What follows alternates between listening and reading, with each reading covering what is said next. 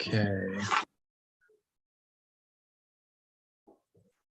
So welcome everyone to the evening session of day 37. We're going to be having a look at today's text reading, which is section 4 of chapter 5, which is entitled Teaching and Healing. So let me share my screen with you.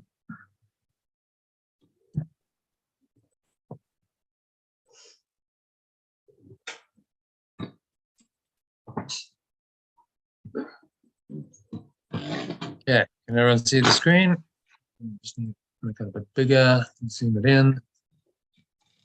230 maybe. Okay. So who wants to start?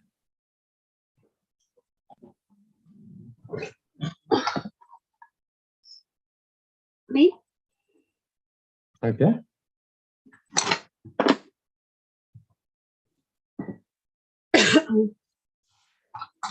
What fear? So read the original one sentence and then the alternative. Okay. And we'll unpack it as we go. What fear has hidden still is part of you? What fear has hidden still is part of you? Yeah, just change the order of that. Is still part of you. So fear is hidden, but it's part of you because it's buried in you. It's in your unconscious mind. Yeah. Joining the atonement is the way out of fear. Yeah. Going to be the same, except pronounce it differently. Yeah. Yeah. Is the way out of fear. Okay, telling us very clearly that environment is all about release from fear. The Holy Spirit will help you reinterpret everything that you perceive as fearful and teach you that only what is loving is true. The remembrance of perfect love will help you reinterpret everything that you perceive as fearful and teach you that only what is loving is true.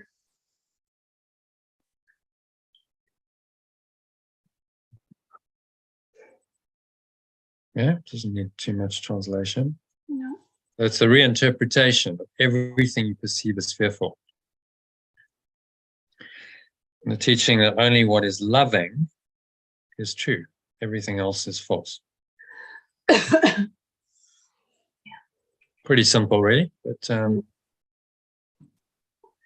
Truth is beyond your ability to destroy, but entirely within your ability to accept.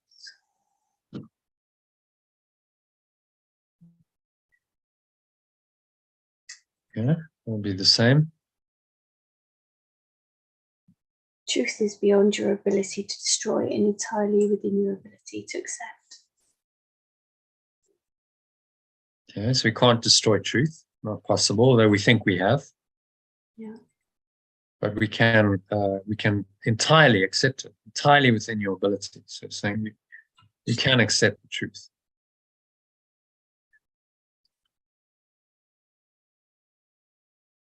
Entirely within your ability. Within your ability to accept. I'll move it there. In your ability to accept entirely. Kind of changes the emphasis of it. It's actually saying we can accept the whole truth.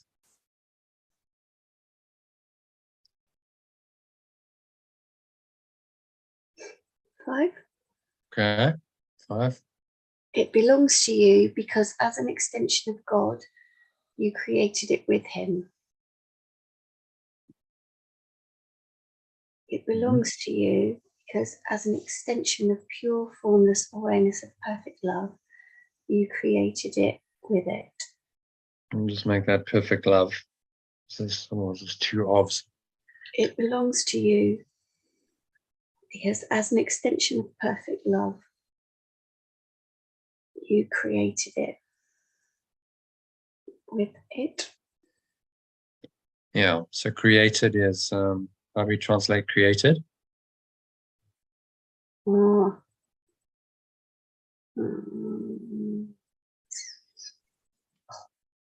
Anyone help, Lynn?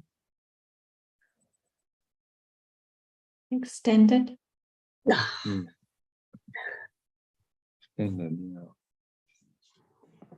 It extends out. Extended belongs to you because as an extension of perfect love, you extended it with it. It's a bit of translation. You extended it would be a capital T because truth is actually capitalized. Extended it with perfect love. You extended the truth with perfect love. The truth is perfect love. So remember, anything that's capitalized is in the same order of reality. It's the higher reality. So truth, love, spirit, oneness, God, it's all capitalized because it's speaking about the same. They're different pointers to the same ultimate reality.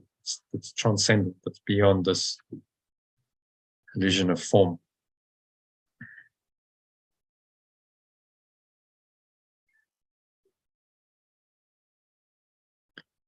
Okay, number 6.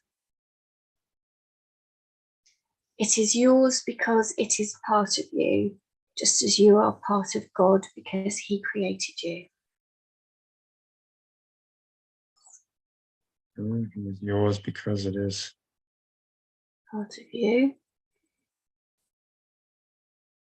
just as you are part of pure, formless awareness of perfect love.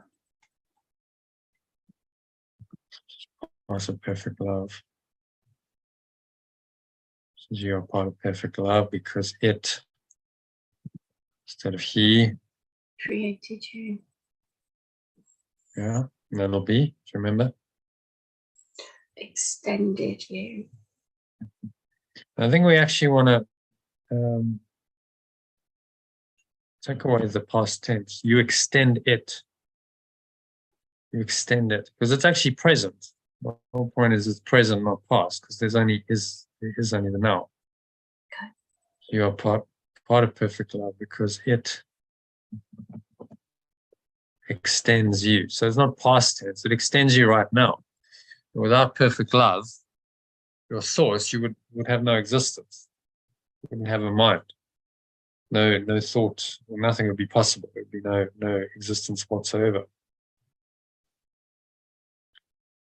So even the fact that you have a false existence, or the illusion you have a false existence, still confirms that there must be something underlying that. See that? There must be a ground of being from which the mind could have then split off and decided it wanted to be separate from that. So the ego actually affirms, if you correctly interpret it, the ego actually affirms the truth. Do you see that? That reinterpretation. No, sorry. Okay, so without a mind, without some pre-existing, let's call it mind or awareness. Just call it awareness. There could have been no decision to split from that awareness. Correct. There had to be something there for the decision to split and separate to come in.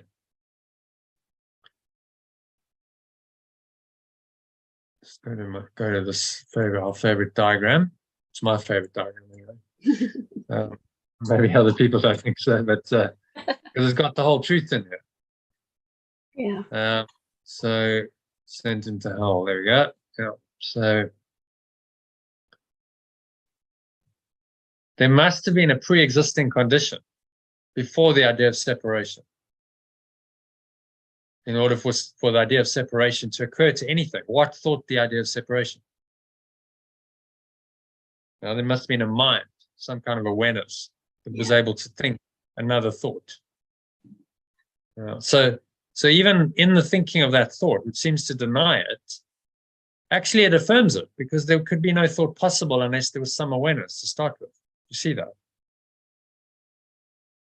So the ego's built this whole separate kingdom where it believes it's separate, but actually it can only exist because there's what Yeshua would call in spirit. The beginning. Yeah, there's some pre-existing awareness that allowed the separation to apparently, the idea of separation, and the whole delusion to apparently happen. So even in the separation and all of this, you still affirm that you have being. There's still awareness there underlying it. Otherwise you couldn't even exist. You would have no existence whatsoever. So just the fact that even if you think you're a separate self and you're identifying with the individual self and you're experiencing guilt and sin and fear and attack, you couldn't experience any of that unless there was pure formless awareness that underlay it. Do you see why it doesn't matter how much the ego denies the truth is true. And it's so obvious, it's such an obvious truth. Well, yeah, there must have been some pre-existing condition in order for the idea of separation to then occur to something. What existed before that? You could say nothing, but nothing is really no thing. It's no form. No form existed. But that doesn't mean it's nothing. It's actually everything, but it's not really a thing. So again, language fails us. We're trying to use dualistic language. Language is doing my head in at the moment. It's designed, yeah, but we're trying to use language, which is dualistic. It's symbols twice removed from reality. So language is designed for this construct, yeah? The ego is designed it for the matrix, to describe subject-object relationships. And now we're trying to use language that's designed for that to point to what's beyond that. It's very difficult. Everything, nothing, I mean, because these are just pointers. Actually, nothing is everything at this level. The nothingness, the no-thingness, pure formless awareness. The thingness. God, nothing, everything. Oh, yeah. No, yeah. Well, it's everything, but it's not a thing. It has no form. So it's not a thing in terms of the ego's identification of a thing, which has a separate identity, some kind of separate form. But it's everything because there's an awareness. It's all awareness that pre-existed the ego and still exists. It's still there. It just underlies all belief in separation. So our job is to simply realize that this idea of separation is just a delusion, and it's a cover. It's the veil that covers over this underlying awareness, which has always been. And this underlying awareness has extended you. It extends you right now. You would have no awareness. You wouldn't be able to hear these words, to think at all, if you didn't have this awareness. See? It's kind of self-evident. You must have some fundamental being, otherwise you would not exist. So Descartes said, I think, therefore I am, but he was mistaken. I am, therefore I can think. Yeah, it's the other way around. I am first and foremost. And therefore, now I've developed the ability for thought, which is based on the delusion of separation. But the I am precedes it. So I am, therefore, I think, is in the correct order, isn't it? Being first. The therefore came afterwards. The therefore came, well, now we want to be separate and create all this false this false illusion of a reality. So thought was necessary to do that. But the I am doesn't really need thought in the sense of any kind of separative thought. It's not dualistic thought. It's just a pure awareness. We wouldn't even call it thought because there's no subject object. You know, I, subject, see this object or person or whatever outside of me. Is it not It's just the energy of us? Hmm? Is this not just about the energy? That's the energy of us, isn't it? Well, energy is part of thought. Physical. The energy is projected thoughts. Energy is part of the split. Because energy moves, energy changes. It transforms from one form to another. So it's not permanent. So remember this, energy is projected thought. The energy that gave rise to the Big Bang is the projection of the thought of separation. Does that make sense? I hear what you're saying. Yeah. It's all mind. It's all a projection of mind, all thought. You know, so the universe begins to look more like a great thought than a great machine. A guy called James Jeans, who was a quantum physicist in the 1930s, wrote a book where he said, a great thought. He's right on. Yeah, it's a thought. Energy is projected thought. But this awareness is beyond energy. It's not the energy of us, no, because that belongs to this domain. This is just the being of us. This is the absolute truth beyond which you cannot go. You cannot deconstruct this. There's nowhere else to go.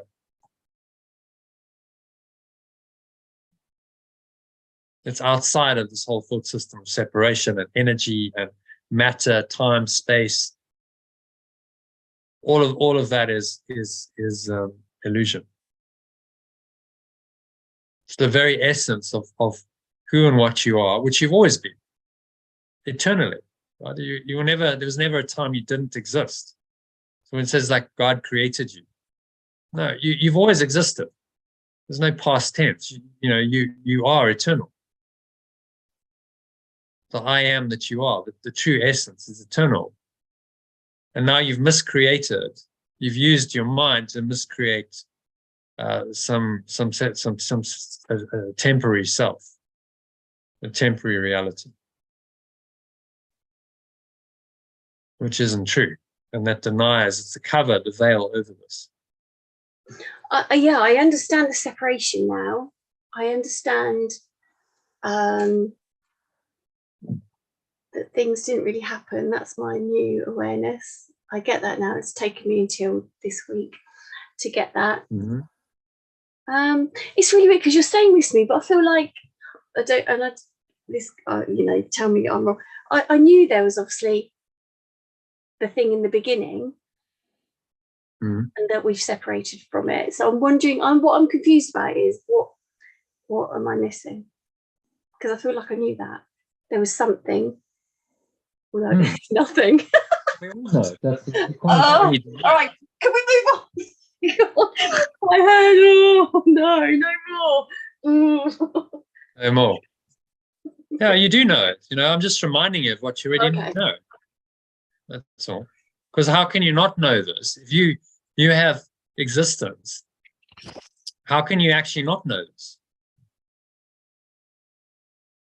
There's a fundamental being in you that knows that you exist and you always have existed. Yeah. That's your spirit. I know for a while, obviously, I didn't remember all that stuff. I thought I was just this human being living this strange life. But yeah, it's all becoming right now. Yeah. But it is all becoming far more clear to me, stage by stage, layer by layer. Yeah. Which is the awakening. You've got to go through the layers, and these are all veils that cover this over. And our job is to remove the veils and just reveal the truth that you have always been. There's never been a time you haven't been this, because you're eternal. Which is why we changed some of the language. When it says God created you. No, there was never a time you didn't exist. You've just been, you've been permanently, eternally extended from the source. You're extended now, and you are as He created you, and you remain as that. But again, we're trying to explain it in time terms, but there's no time in eternity. See? Created is past tense, but there's no time in eternity. There's only now. So you're God, love, oneness, pure formless awareness is extending you right now. The only reason why you have any kind of existence is because that extension hasn't stopped. You still are that. It's a very, very fundamental nature of your being. And all of the mind chatter, this rubbish that goes on, really can't actually affect that. That awareness remains intact. No matter how much you engage in this mind chatter, that will always be there, just covered over. It's a potential until you choose to say, I want to know that again. It's something in me that yearns to know this truth about myself. Truth of, who I really am. And that's the spiritual path. That's the awakening. So that's just helped me understand something that's been kind of troubling me for a while. Sorry, Liam, it's your go. Can I just share this? Carry on. Take over, Sally. Well, I've got it in my floating around. And I was like, okay, move away now. So everything out of the blue circle can be described in words. And when you're in the pure formless awareness, there's no words. And in the pure formless awareness, there's no time. So you can't, people that have awakened and, are in that oneness, they can't talk about it very much because there aren't words to describe it.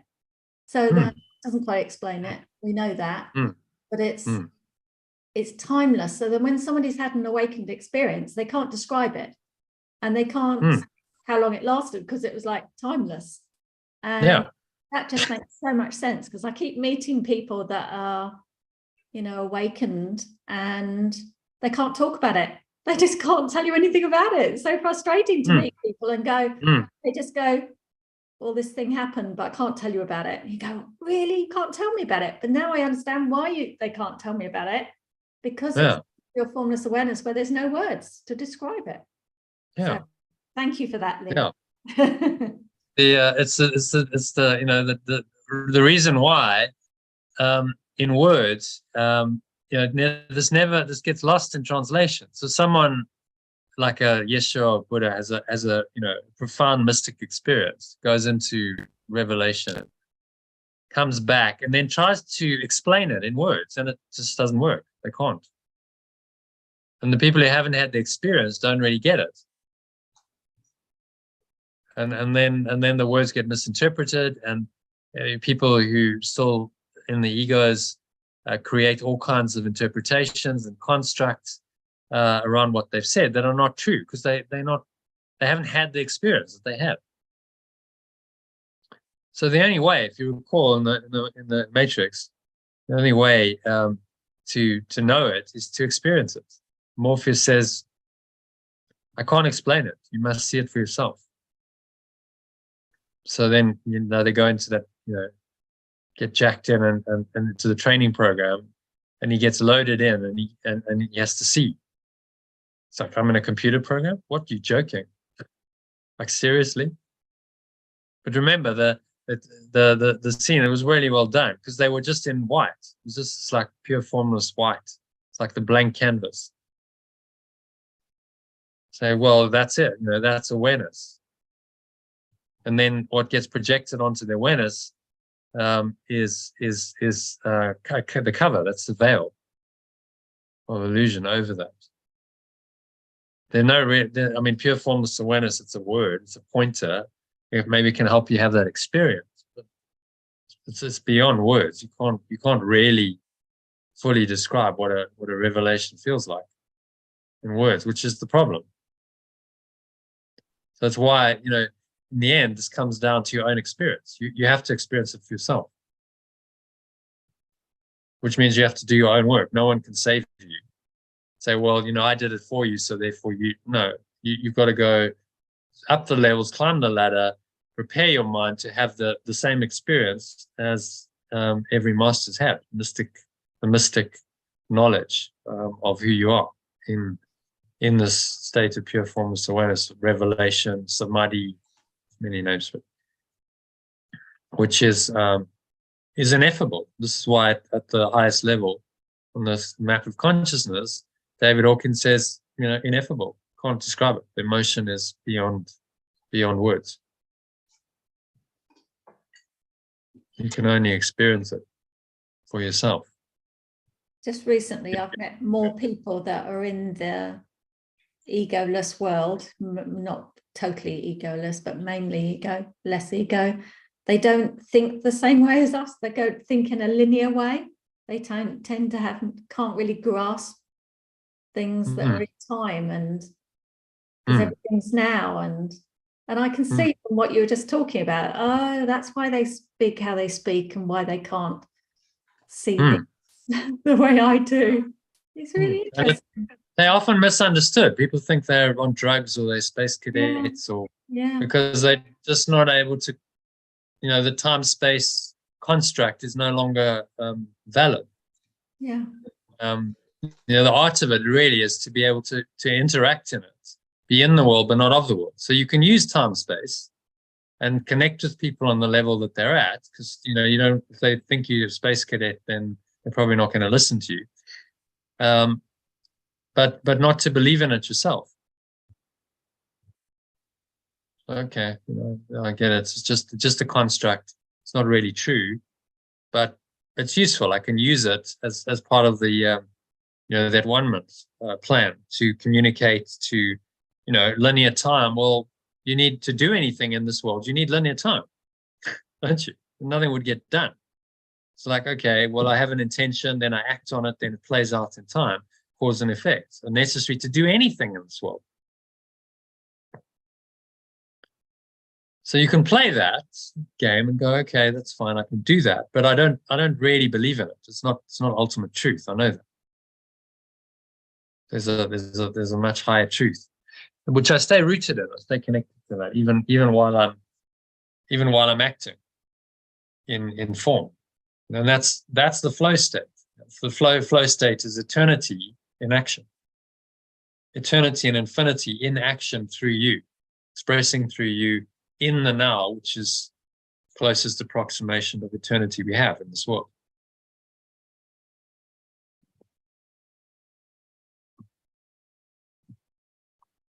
Okay, bit of a digression, but useful, I hope.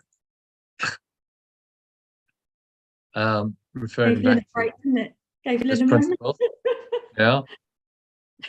Okay, so where were we? At number 6. Did you do number 6?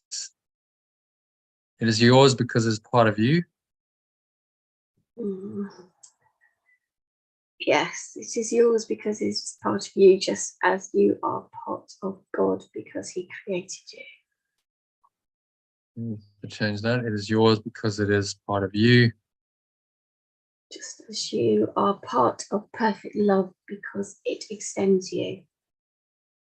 So much better. You see, no, like created past tense. It extends you right now. It's permanent. It's now. It's eternal. Yep. Number 7. Nothing that is good can be lost because it comes from the Holy Spirit, the voice for creation.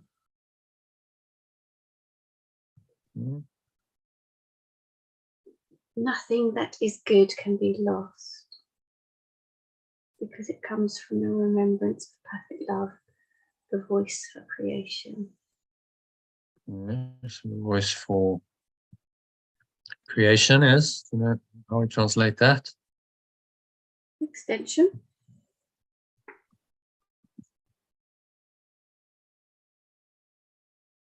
Yeah. Sometimes we translate it as being. Good can be lost. Comes from the Holy Spirit, the voice for creation. I think I'm going to translate that as being. Voice for.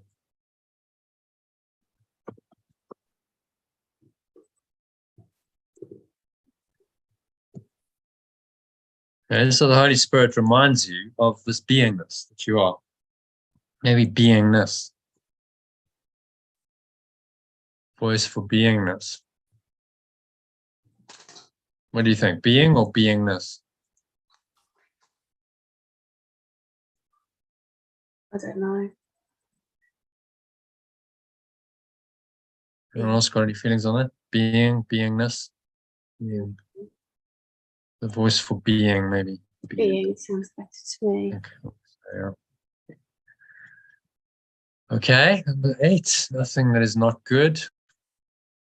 Nothing that is not good was ever created, and therefore cannot be protected. There's some double negatives going on there. So not good. Nothing that is not good is bad or evil. Nothing that is not good. Do we want to translate that into a positive? Nothing that is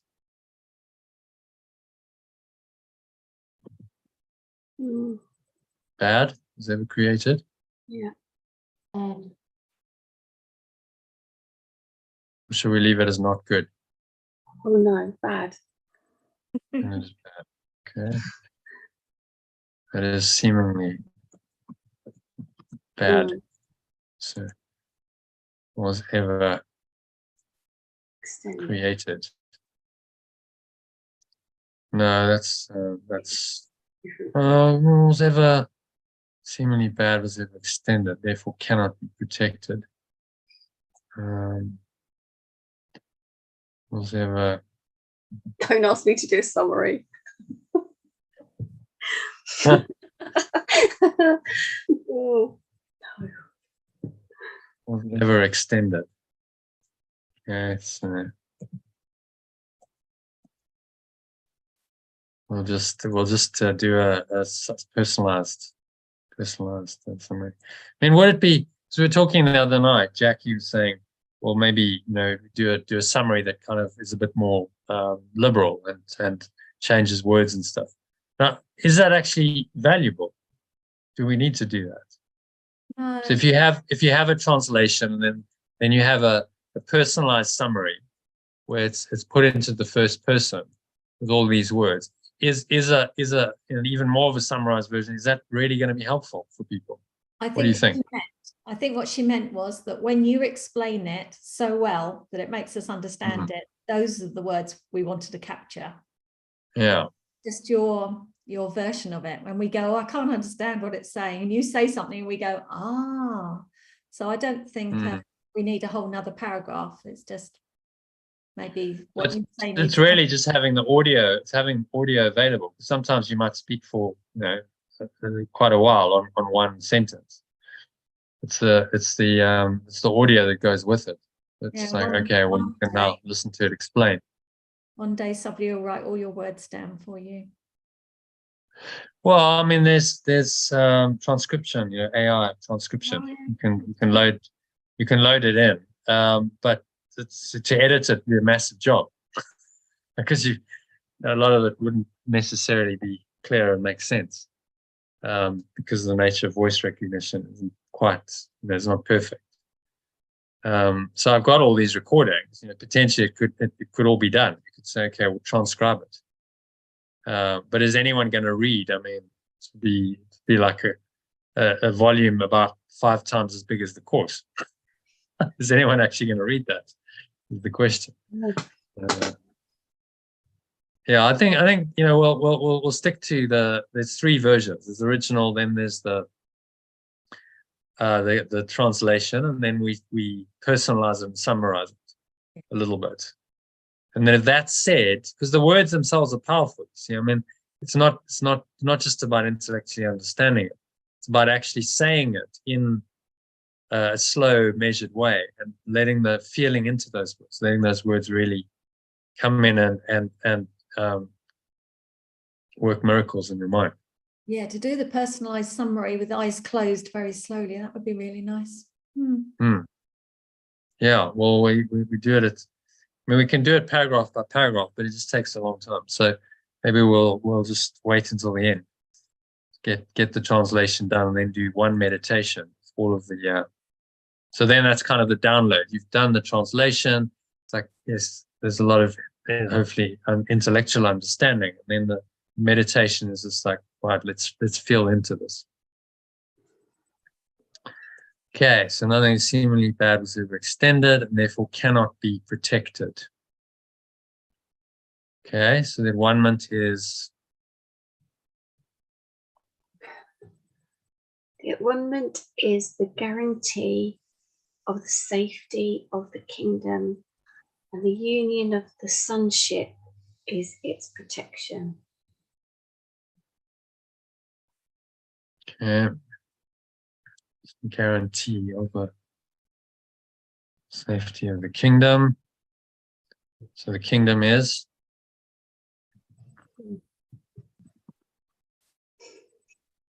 State of?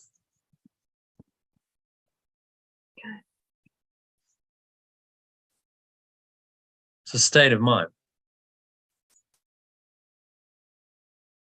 Safety of the state of pure formless awareness. Oh, how can we make it? Oh no. Let's leave it as that. Safety of the state of pure formless awareness. The union of the extension of this awareness is its protection. Okay? So this extension is this awareness. Truth is, we're using language again to describe what's beyond language. The extension is the awareness, and the awareness is the extension. It's one awareness, which is actually whole and complete. There's no extension. In truth, there's no source and there's no extension. It's one awareness. But in our seemingly separated state, it seems to be, and that we are extended from the source.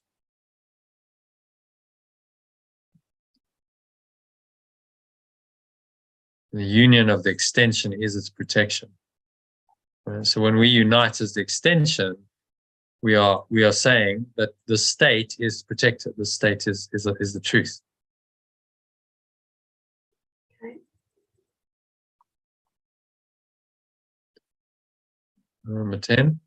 The ego cannot prevail against the kingdom because the sonship is united. Yeah. Number 10. The belief in separation cannot prevail against pure formless awareness.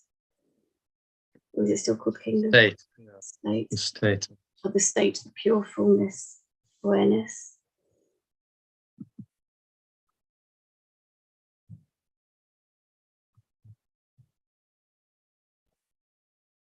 Because the extension is united.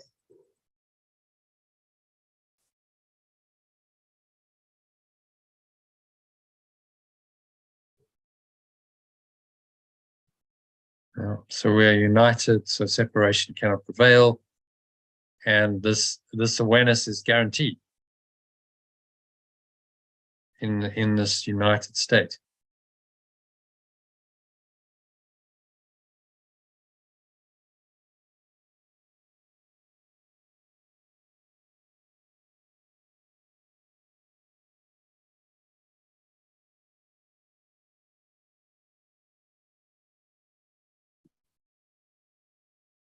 So we are the united states of truth.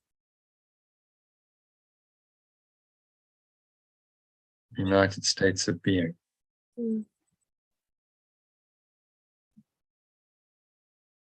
Okay, next one. In the presence of those who hear the Holy Spirit's call to be as one, the ego fades away and is undone. In the presence of those who hear the remembrance of perfect love's call to be as one, the belief in separation fades away and is undone.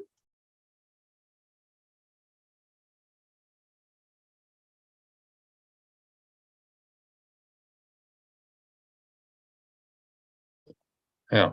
So do you see why we translate ego as belief in separation? Because very obviously, if you are as one, there is only oneness, then the belief in separation can't coexist with it. Yeah, that's These the are one bit I mutually totally incompatible. understand. Yeah. Mutually incompatible belief systems.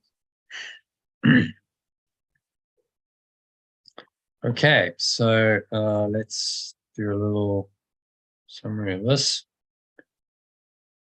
and personalize it, which isn't that hard to do. See, I mean, if we were gonna change the language significantly, I mean, it's a huge job. You could, like, seriously, you could spend 20 minutes rewriting a paragraph easily. So we'll just do the personalization. So what fear is hidden is still part of me.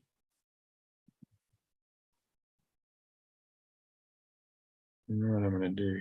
Let's just go.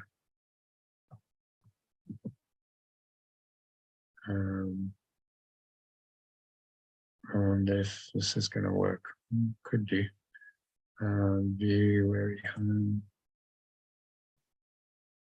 place. So your becomes within my ability.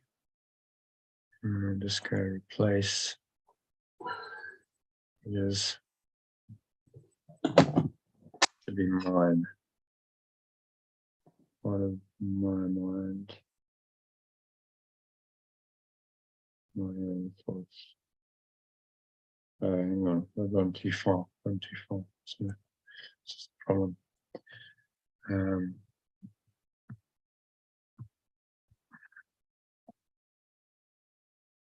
we'll just do it manually, I think.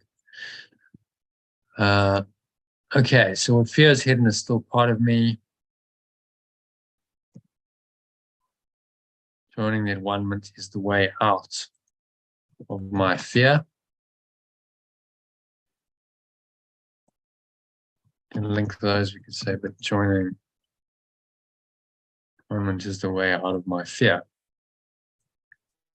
Moments of perfect love will help Me reinterpret everything that I perceive as fearful and teach me that only what is loving is true. Yeah. Truth is beyond my ability to destroy, but within my ability to accept entirely. But I am able to accept it entirely.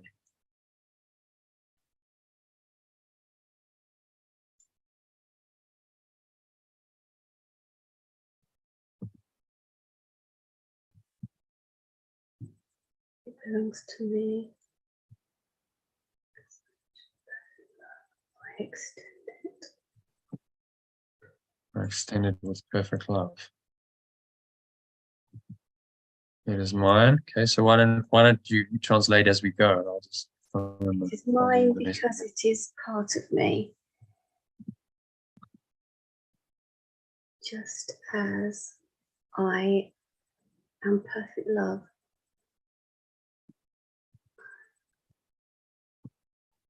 I am part of perfect love. Because it extends me.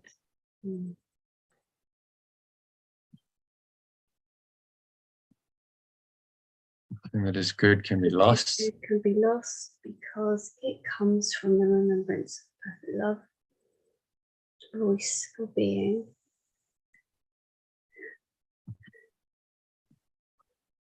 We say, nothing that is seemingly bad. My voice for being. My voice for being comes from moments of perfect love. Kind of owning it, just saying it's my voice. It's a voice in my mind.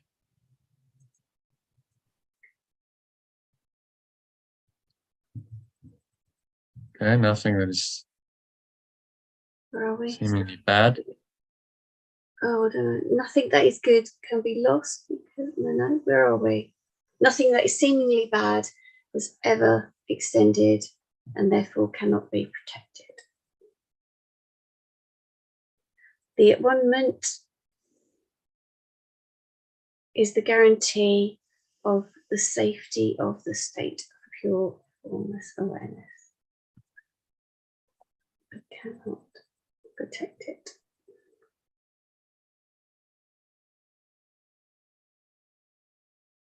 Guarantee of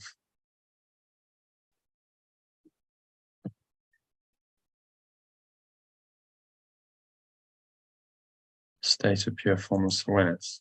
Just take out the safety. The at-one-ment From union. guarantee of the state of pure formless awareness.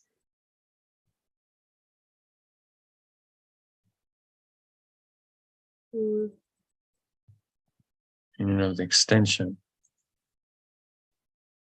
of this awareness is its protection.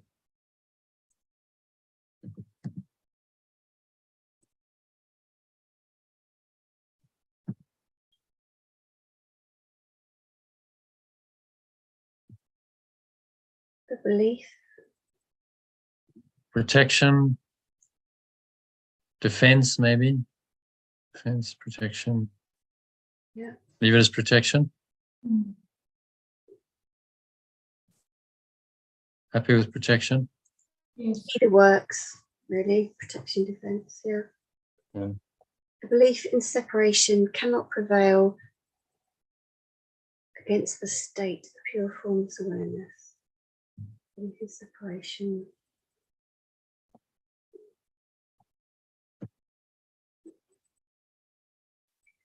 The extension is united.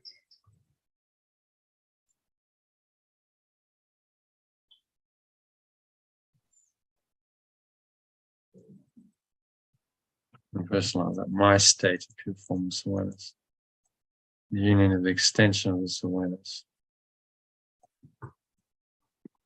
My union with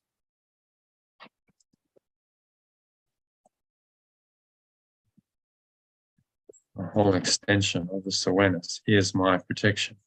So, much more powerful, say in the first person. You want to read that sentence? That at-one-ment is the guarantee. The at-one-ment, there's a box over it at the moment. The at-one-ment is the guarantee of my state of pure formless awareness, and my union with the whole extension of this awareness is my protection.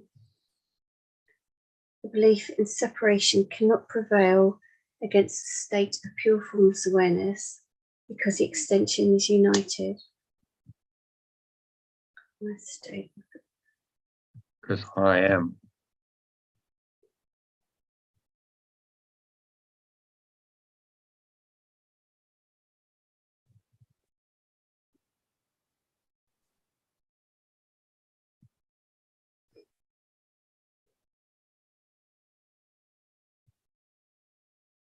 United with this extension. So I can't be, I'm truly united with everyone in source, I can't be separate. Not possible. That's why I cannot prevail. In the presence of those who hear the remembrance of perfect love's call to be as one, the belief in separation fades away and is undone. Okay, so how do we personalize that?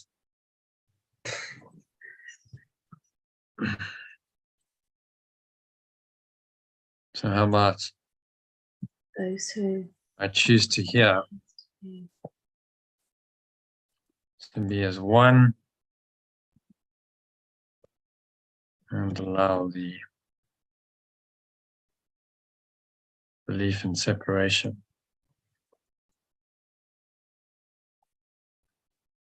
to fade away and be undone. Yeah. Okay? Yeah. So do you want to read it from the top quite slowly? So everyone, if you want to just close your eyes and listen, you might want to say the words yourself. So say it as an affirmation. What fear has hidden is still part of me, but joining the at one-ment is the way out of my fear. The remembrance of perfect love will help me reinterpret everything that I perceive as fearful and teach me that only what is loving is true. Truth is beyond my ability to destroy, but I am able to accept it entirely. It belongs to me because as an extension of perfect love, I extend it with perfect love. It is mine because it is part of me, just as I am part of perfect love, because it extends me. Nothing that is good can be lost, because it comes from the remembrance of perfect love, my voice for being. Let's change that. You cannot lose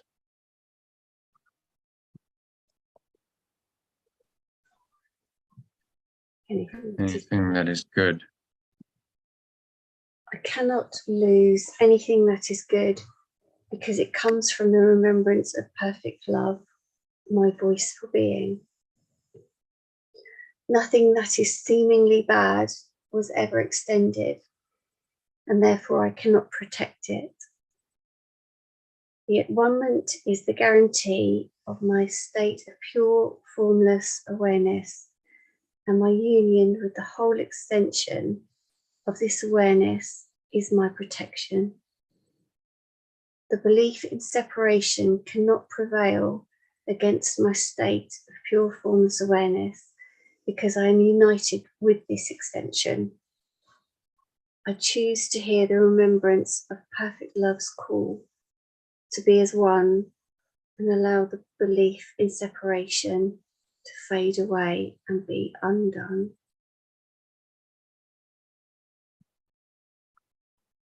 Okay, and so what's he saying there? You asked me to summarize it. He is saying that only love is real and everything else is unreal and we can't make it real. Yeah, pretty much. Truth is beyond my ability to destroy. I can't destroy the truth.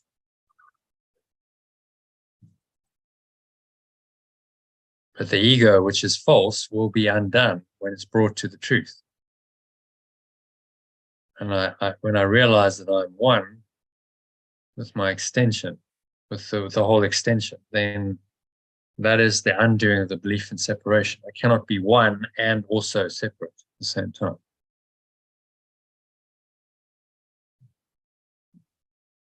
So when I acknowledge my oneness with anyone, that's the undoing of the belief in separation right there.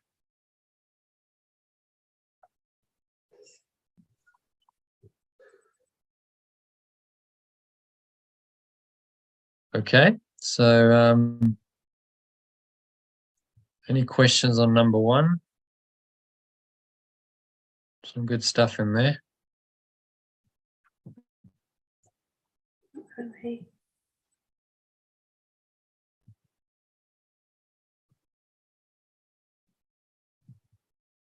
Number two. Can I do it? Sure.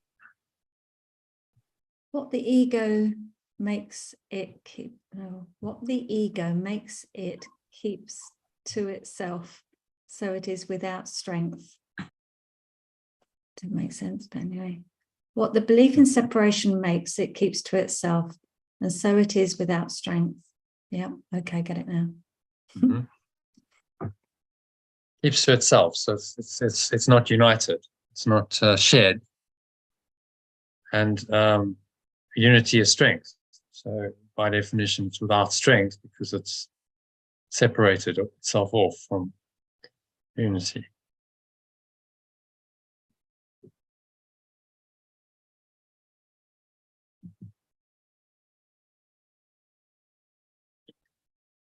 Okay.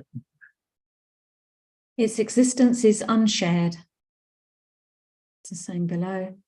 It does not die.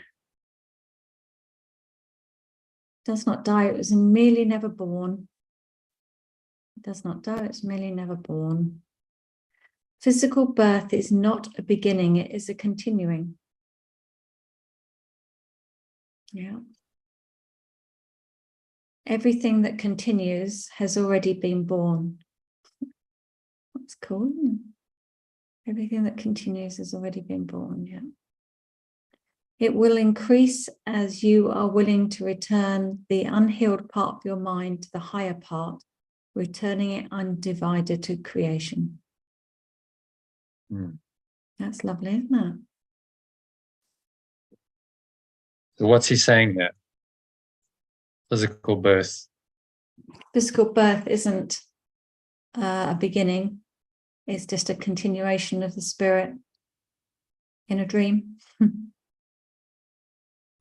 Yeah, I mean, he's basically telling us that reincarnation is, this is what happens here. We're continuously coming around. We think physical birth is the beginning. You go to the timeline. I think somehow that physical birth is the beginning. But it's a continuation. There was a pre-existing mind with karma that now comes in and incarnates and has another dream life in this world, but a pre-existing mind. So it's a continuation of the mind's pattern into another life, birth, and the whole life that has to play out.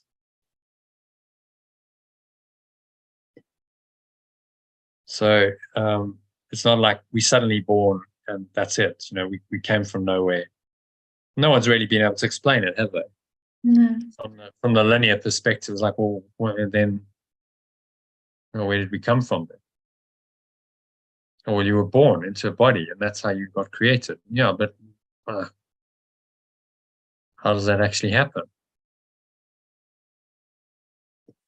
So mind is eternal. But this program, the red stuff, really just avoiding the truth, going around and around and around. This is called the wheel of birth and death.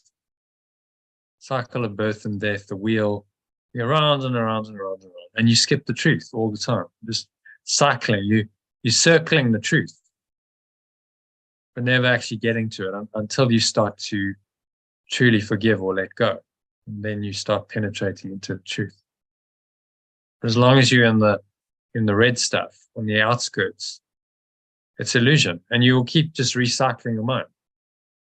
Your body dies, your mind doesn't die, but the mind's still possessed by the ego's illusion. So you've still got psychological emotional attachment to a separate self concept. And then all that's going to bring you back. You have to come back here to experience that ego identity, separate self identity. That phrase. Oh, sorry. I was just going to say, that phrase, what came first, the chicken or the egg? That's what makes it really obvious that that's all nonsense, isn't it? Like birth. Yeah. It's impossible, because how does someone give birth? That is so obvious, but have it drummed into us for all those years that we're growing up. So it seems like it's a true story. But, but that is the classic phrase, what came first? The chicken or the egg? Because neither makes sense, does it? And what Yeshua is saying is that all of this is illusion. So you can go and you can try and find causation on the level of form and time, but it's all going to be false. Yeah. Because the birth is not the truth, and then the mind in a sort of unincarnated state, just in a formless state, is still not the truth, because the mind's believing in an illusion of itself. So only when we're in this state of awareness that we're home, and then the cycle stops. You don't need to keep doing this mad dream over and over again, cycling around the truth. You can just rest in the truth, in pure formless awareness of perfect love, as you are for all eternity. So in some dreams, we get born with some karma and we add karma So we end the dream with even more karma for the next time round. And then hopefully we are letting go of karma. And so then when we go back, if we do come back, we'll come back with less karma or don't come back. Yeah.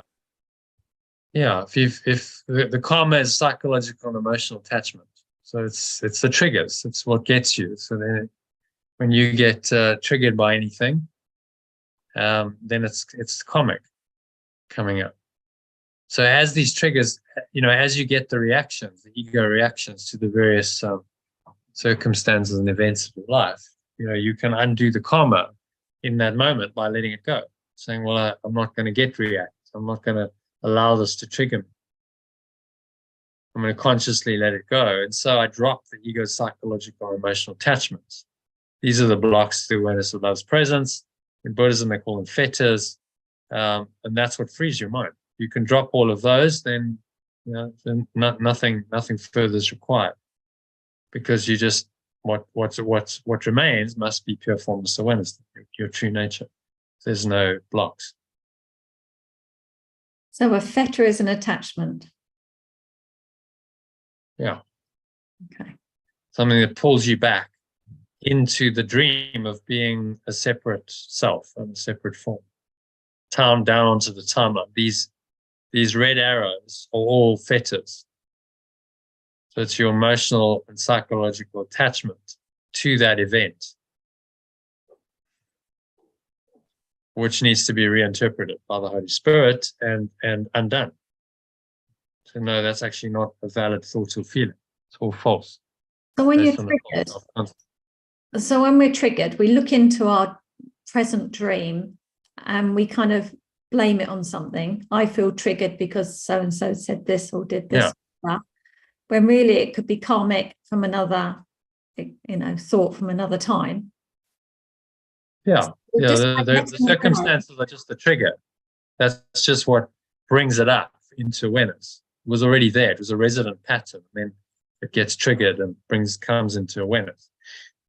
And could be from this life, past lives. You don't know, but it doesn't matter. It's just saying let's not get involved in that. Some people are like, well, where did this come from? I have to know all my lifetimes. No, you just have to let it go now because it's arising now. So you can let it go now. It's quite an art form though, isn't it? To let it go because you see it in form and you think the trigger is, you kind of know it's not that thing that you're looking at that's making you triggered, but to be able to let it go at that deep level, which could be karmic from many, many, many lifetimes, that's quite a letting go, isn't it? Well, so that's the art of letting go. Yeah, it's quite an art. It's a lot of mind training, practice, skillful, to be able to interpret everything through this lens and say, well, if only this is true, then none of that's true. None of my lifetimes have been true. None of the dreams I've had have been true, whether it's in this lifetime or another lifetime. It's all untrue. It's a dream that never happened. If you remember in The Matrix, when Neo comes back and he's looking out the window in a bit of a daze and he goes, oh, I used to eat noodles there. He says, I have these memories from my life, but none of them ever happened. What does that mean? It's like trying to figure it out. Like, what does that actually mean? And Trinity says, what it means the Matrix cannot tell you who you are. The dream cannot tell you who you really are. It was designed to obscure who you are. So it's only in letting go of the dream, the psychological and emotional attachment to the dream. That's what the ego's psychological emotional attachment is. Attachment to dream figures, characters, your interpretation of all of that, the story you've told yourself. That's all the fetters that roots you down onto the timeline. And it means that if you're still in that state, your mind is uncorrected and unhealed. When your body goes, then the mind remains in that state. You haven't corrected it. So you've still got sin, guilt, fear going on in your mind, even though you have no body. And that causes you to come back because you now need a body and a world to express that out. So you come here, which is the perfect place for expressing sin, guilt, fear, attack. That's what it was designed for. So the fetters that the Buddhists talk about, I don't know very much about it, but there's 9 or 10 of them or something, isn't there?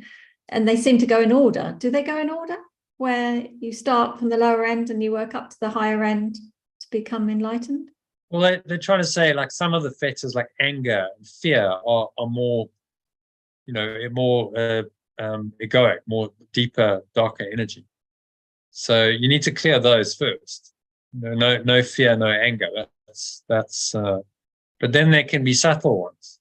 Like a fetter for you. When you said knowledgeable, that's a fetter right there, because you believe you're knowledgeable. So there's still a self concept.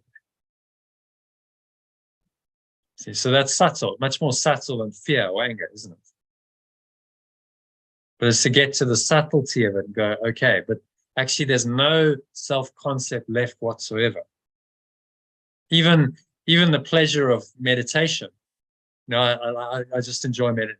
So I really just enjoy meditation because it feels really good and blissful. And even that is a subtle fetter, because you're still identifying with meditation on the level of form. You think you have to meditate to get that pleasure. See, but it's much more subtle than anger or fear. Eliminate all of these and just be pure formless awareness. Like that's it. Nothing else. There's no movement. There's no change. There's no shift. No sense of personal identity left at all. And that's the ultimate enlightened state. And it takes a bit of doing, because you've got all these fetters which you have to become aware of and then release. But Yeshua's saying, well, you can do it with the help of the Holy Spirit. It's designed to bring you back into that state. So just trust that. Okay, where were we? Come to give you the foundation. Where were we? Increase. And it continues as already been born. Okay, so it's a continuation. It's another life. You've been born before. If you don't correct your mind, you'll be born again. So has anything really ever happened? If you come into form and you have this whole life, has it actually really happened? And yes, you're saying no. Birth and death are just illusions. They're part of this dreamlike state you've put yourself into.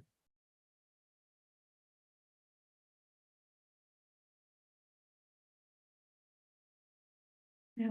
All right. Where are we? Number 5. Number 6. Will increase as you are willing to return. It will increase as you are willing to return the unhealed part of your mind to the higher part, returning it undivided to creation. Yeah, we did that one, didn't we?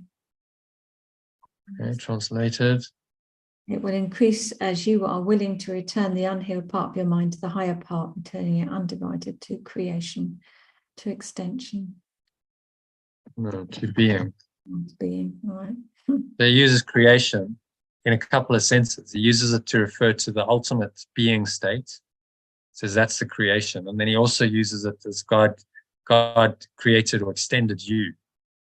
So being then extends. So you just have to be aware of the sense of what he's using. It's like, ultimately, it's all the same. It's language. It deconstructs into oneness, all of it. Mm.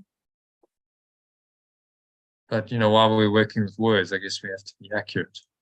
So let's try and get what he's actually meaning.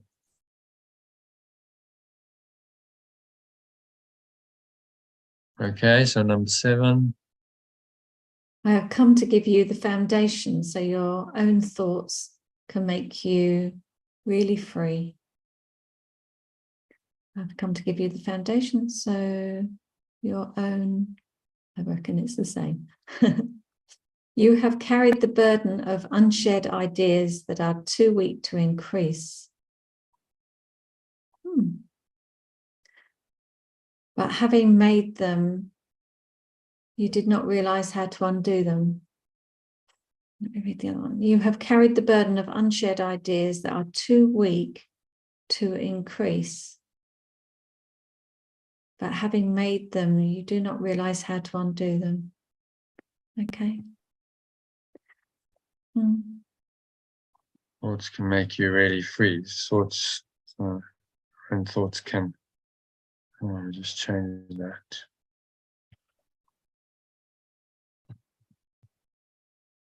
Set you free, I think. Can really set you free, or will make you free. It's much better. What do you think? Yeah, it's fine. Set you free, yeah. Carrying the burden of unshared ideas. You've carried the burden of unshared ideas that are too weak to increase, but having made them, you did not realize how to undo them. You cannot cancel out your past errors alone. So when it says alone, what does that mean? Well, by definition, alone would mean you're in the ego. Oh, right, okay. Yeah. Alone is an ego construct. You're not alone in spirit. So obvious when you say it, but at the time it's like, yeah, alone, because alone means that you've separated yourself. I have to have the Holy Spirit? Do I really? Oh no, that makes sense. Yeah. They will not disappear from your mind. Disappear from your mind without the at-one-ment, a remedy not of your making. No, okay. The at-one-ment must be understood as a pure act of sharing. That's interesting, sharing. Sharing feels like there's more than one. Yeah. Well, it's the unification. Sharing is the unification of the seeming fragments of the mind. Okay. So the fragments seemingly separate, then they share, and if they start sharing truly, then they realize that actually we share the same self, we share the same identity. That's the ultimate level of sharing, isn't it? Okay. So sharing is necessary as part of that one-ment because of the separation. In pure formless awareness, it's not necessary. Sharing is, again, this is a word used in that one-ment, not in the top level, because in that level there's just oneness. There's no need to share anything when you're already one.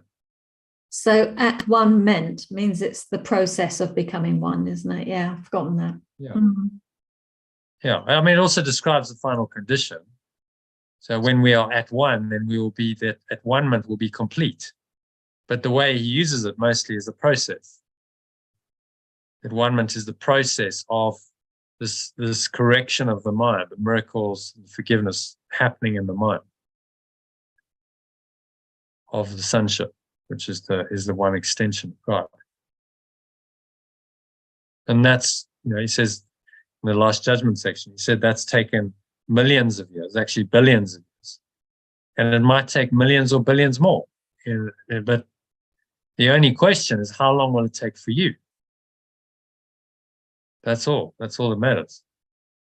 Are you going to knock around for another 10, 20, 100 lifetimes? Or are you going to say, okay, that's it. I'm done with this. I'm out.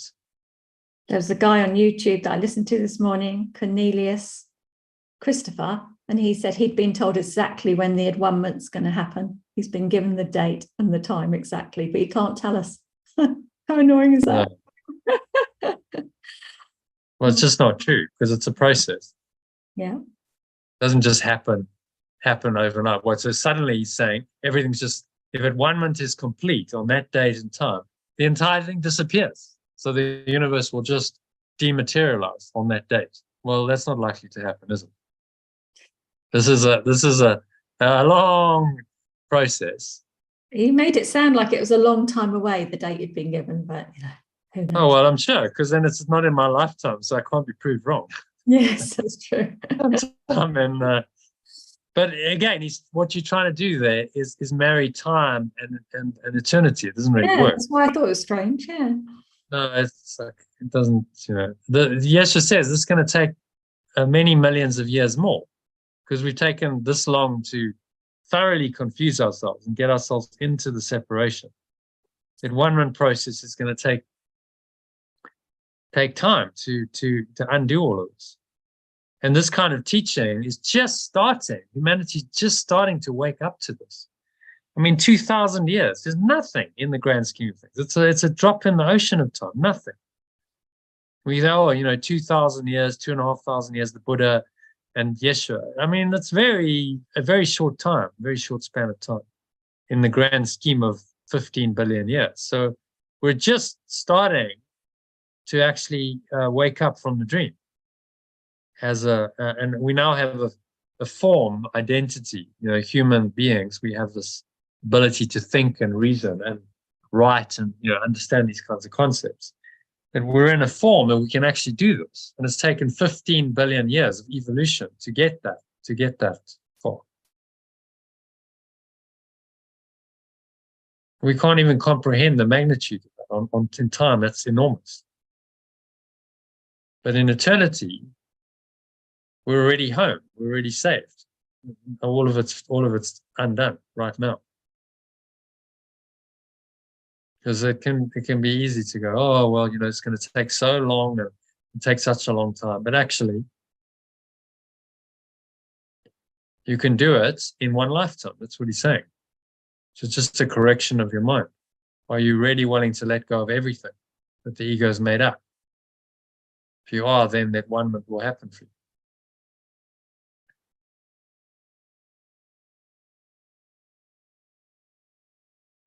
Okay, so number 12, that is what I meant when I said. That is what I meant when I said it is possible, even in this world, to listen to one voice. If you are part, okay. You're part of God. If you are part of God and the sonship is one, you cannot be limited to the self the ego sees. If you are part of pure formless awareness, perfect love, all right, you are part of perfect love and the extension is one, you cannot be limited to the self the belief in separation sees. Yeah, it's good to know. So in separation, we're weak, we have no strength. And it's saying that the physical birth is a continuation from a pre-existing mind. And we can't correct the mind, or if we do correct the mind, we won't be reborn. But ultimately, there's one truth, oneness that can't be limited. Yeah. So let's summarize this and personalize it. So what my belief in separation makes. What my belief in separation makes, it keeps to itself. So I am without strength. No, it is without, because it's my belief. So it is without strength. No one identifies it. Its existence is unshared. It does not die. It was merely never born. Physical birth is not a beginning, it's a continuing. Remember we say,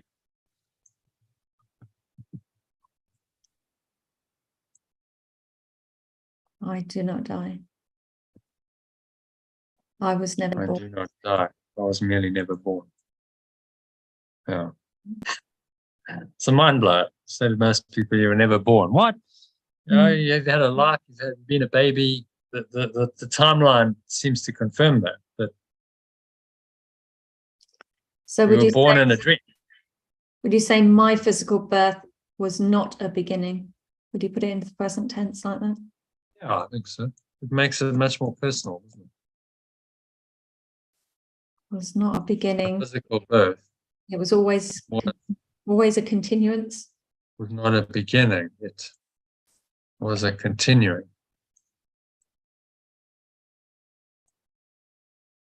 So I pre-existed physical birth. Well, we all know that. It's obvious, but well, not everyone. Scientific materialists think somehow that's it. You're born from somewhere you come.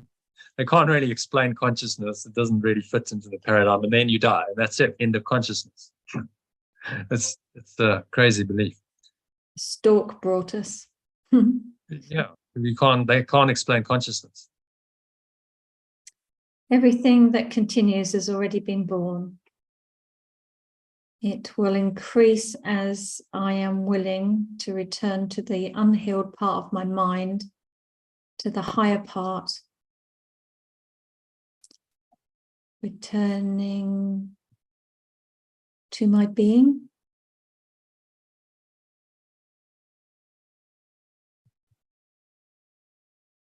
Oh, my.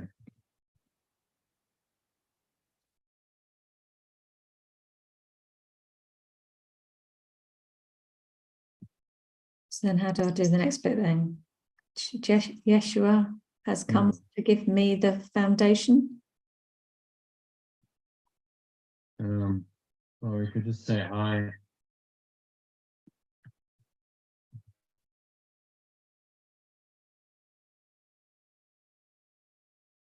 I now have the foundation. So my own thoughts can really set me free. Oh, that'd be a nice one in the affirmation. Yeah. My own thoughts can really set me free. I have carried the burden of unshared ideas that are weak, too weak to increase. But having made them, I did not realize how to undo them. I cannot cancel out. How to let them go, maybe. Okay. How to let them go. I cannot cancel out my past errors alone.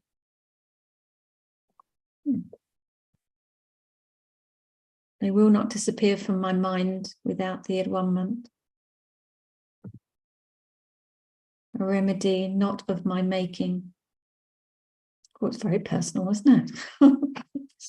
Well, it just takes it to another level, doesn't it? It's not theoretical and abstract anymore. It's my birth.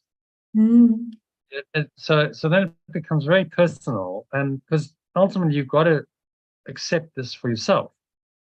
I think there's a great danger, especially with a text, of it can all be very theoretical and intellectual. Oh yeah, I kind of get that, and but have I really accepted the truth of what he's saying for myself? Probably not. It's just a theory. It's somehow separated off. Oh well, yes, I understand the intellectually what it's saying, but to really accept it in yourself, in your being, is enlightenment, and that's another level. So someone like Helen Schackman, I mean, she was the scribe, but she didn't really get it. She didn't accept it on a deep mind level. She could understand it intellectually, but not emotionally, not emotionally and viscerally.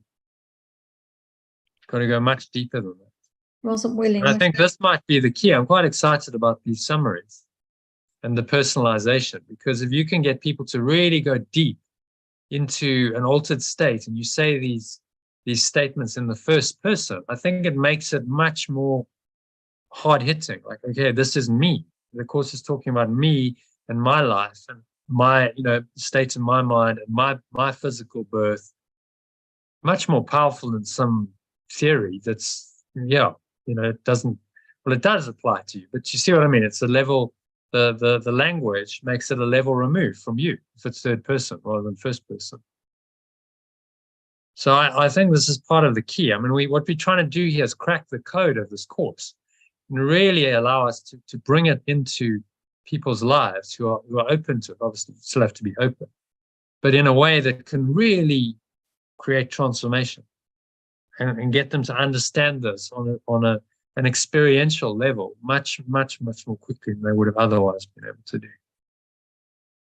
And I think we as you work with us, you spend hours and hours speaking, and something starts unfolding, doesn't it? And you go, okay, well, we're actually figuring out the way to crack this.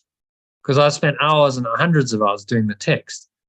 And it always sort of frustrated me a bit, because we do a session, I sort of felt like, haven't really nailed that. We've discussed it and there's something missing. And I think these personalized summaries are what was missing. Yeah, I agree. Okay, so Cannot cancel out my past errors alone. They will not disappear from my mind without the one-ment, a remedy not of my making. One-ment must be understood as a pure act of sharing. That is what Yeshua meant when he said it was possible even in this world to listen to one voice. Okay, so I must understand. I must understand the one-ment as a pure act of sharing. That is what Yeshua meant when he said it is possible even in this world to listen to one voice.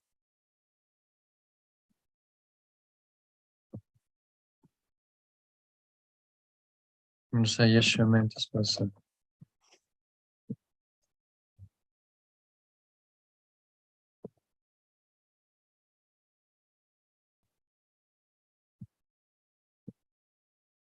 If I am part of perfect love and the extension, no, if I am part of perfect love,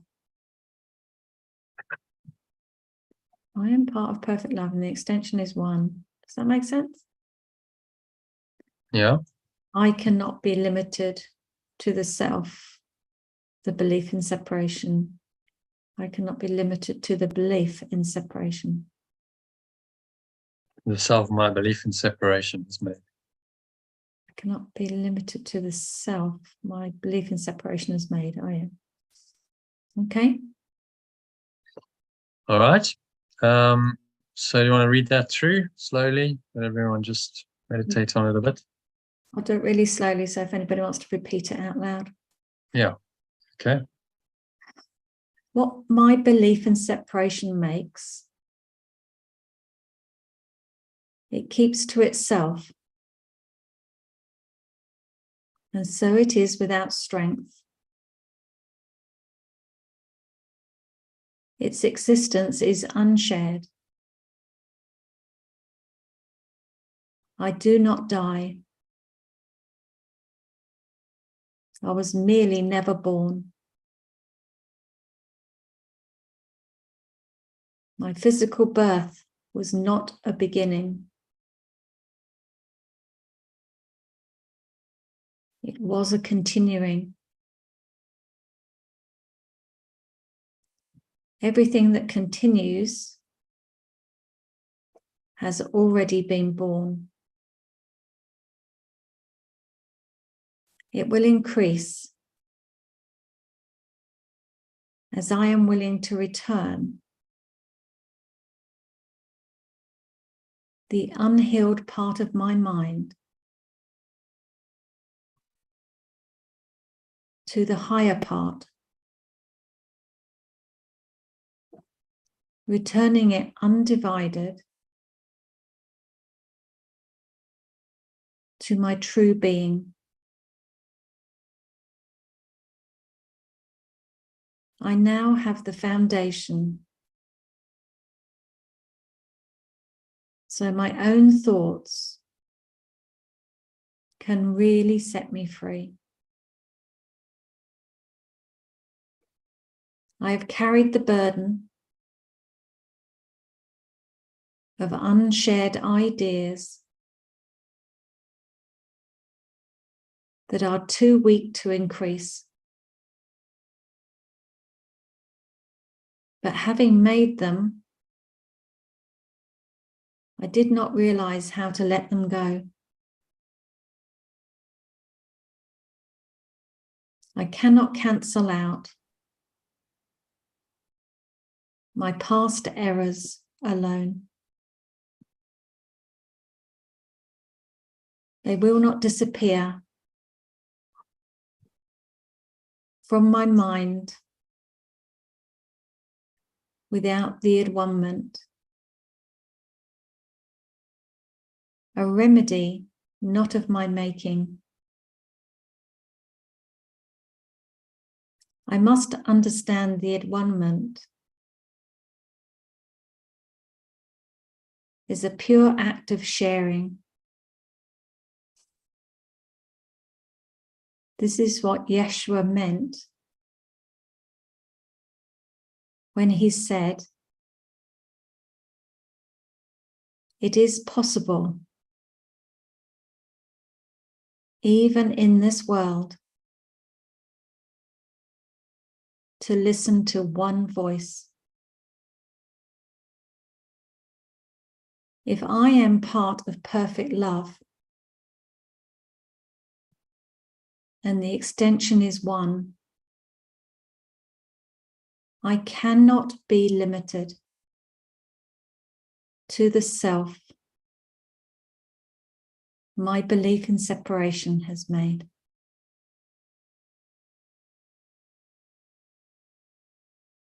And so it is.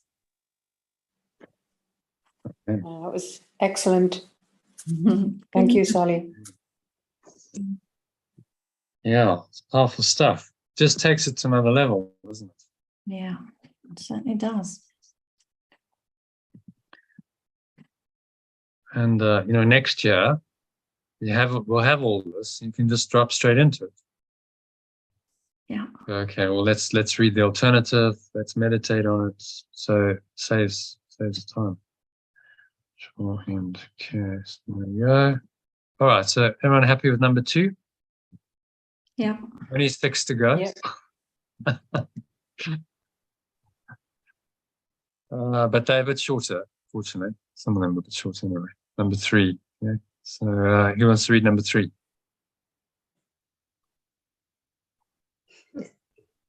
Not me. Elaine? Yeah, okay, yes, it's my turn, isn't it? Right. Mm.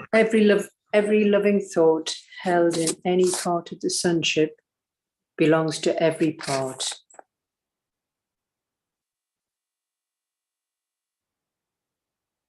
Yeah. Mm-hmm. It is shared because it is loving. Shall I keep going? Sharing. Yeah. So let's do some translation. Very loving thought held in any part of the extension. Every loving thought held in any part of the extension belongs to every part. It is shared because it is loving. Right, so sharing is loving. That's what he's saying. Yeah. It is shared. Same. Yeah, it is shared because it is loving. Yeah. 3, sharing is God's way of creating and also yours. Oh, I should just move that there so I can see it. Sharing is perfect love's way of creating and also yours. Okay, so creating was? Sorry. Sharing is perfect love's way of extending.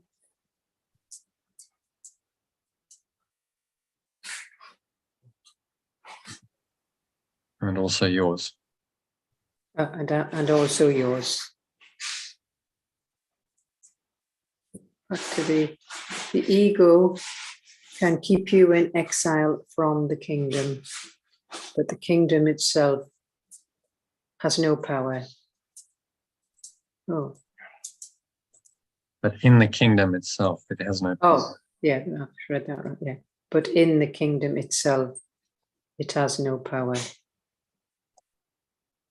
So belief in separation keep you in exile from the. Remember what the belief in kingdom was? Mhm. The belief in separation can keep you in exile from the kingdom, but in the kingdom itself, it has no power. What's the kingdom? Remember? Heaven? Yeah, so that's still course language. You want to translate it into alternative language.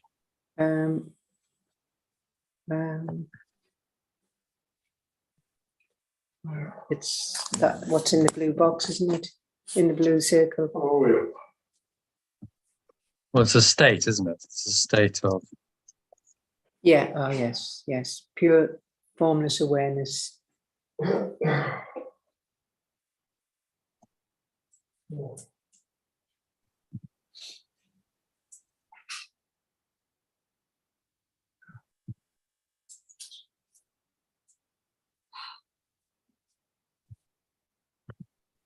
but in the kingdom itself, but in the state.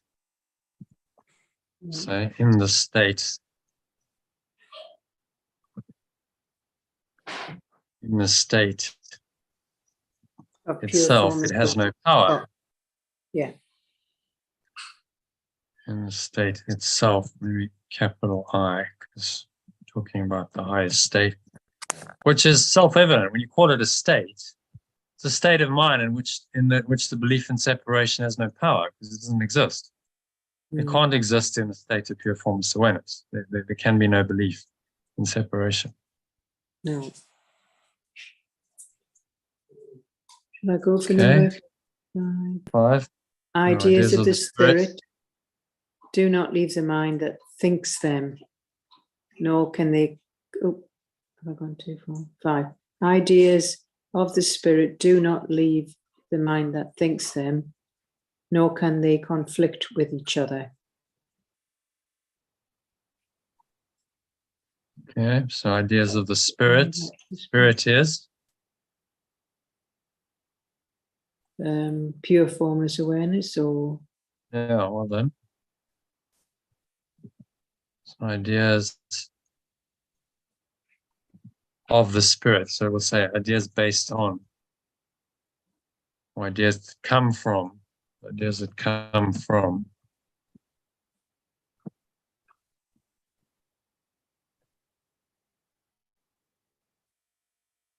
pure formless awareness.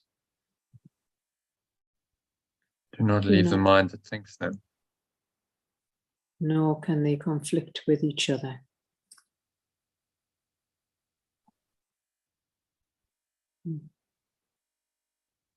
Okay, so there's no conflict because it's coming from one unified state of awareness. Pure formless awareness is the unified state of the mind.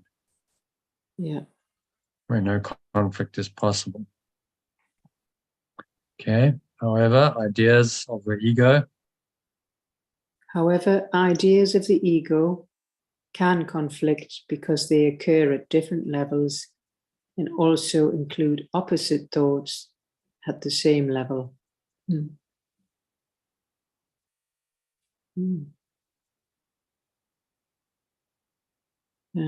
are we? However, ideas of the belief in separation can conflict because they occur at different levels and also include opposite thoughts at the same level.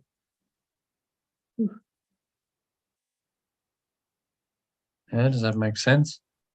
Well, What it means about the levels? No, don't know what it means. Okay, so we're talking about levels of the mind. Yeah. So there's the belief in separation. Because it's based on separation, there's inherent conflict in it. Yeah. Separation implies difference. So the differences can conflict because they occur at different levels, also include opposite thoughts at the same level.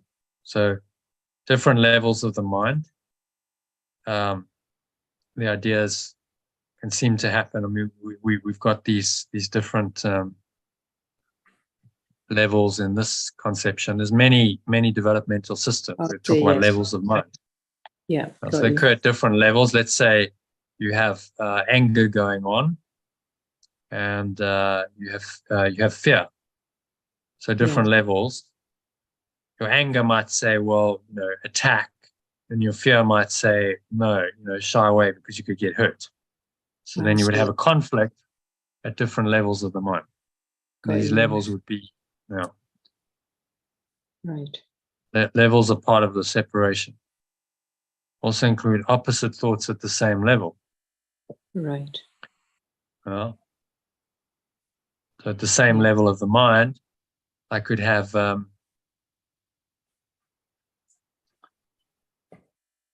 conflicting desires, let's say. Yeah. And I want this. On the one hand, I want to get, some job, for instance. And on the other, I want to be self-employed. Right. There's a split in the mind. It's the same level of desire, but I have a contradiction. Yeah. So that's what he means. But remember that all the levels are illusory. All levels are ultimately illusory and don't really exist.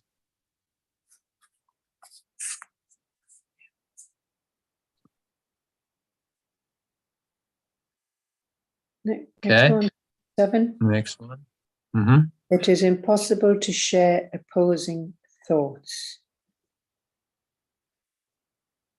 Opposing. Is that the same idea? Yeah. How can you share what's opposing?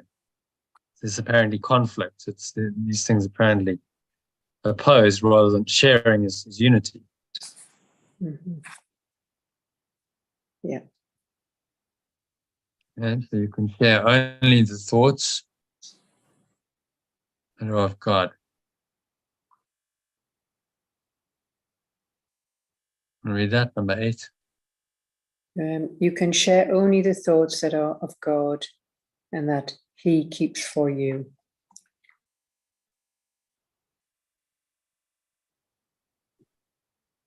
You can share only the thoughts that are pure formless awareness.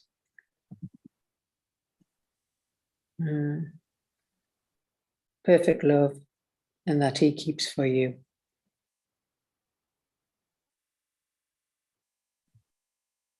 I or it keeps for you.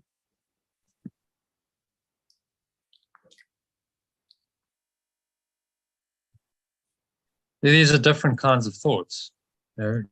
Pure formless awareness is not dualistic. But a thought like love, love expressed, as I give, I receive.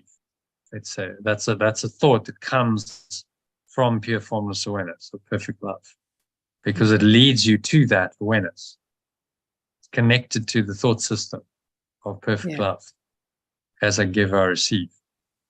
Yeah. Just where the rubber meets the road. Those kinds of thoughts, guided by this awareness, are what awaken us ultimately to this awareness.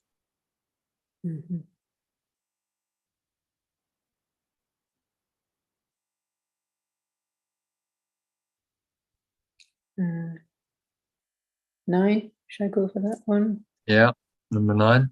Oh. And of such is the kingdom of heaven.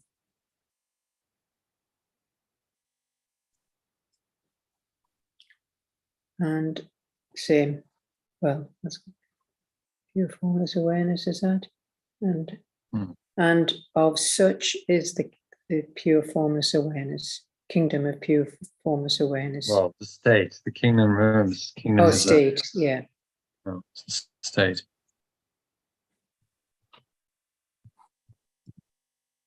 Of such, and depends for you. Share only the thoughts. I mean, this is.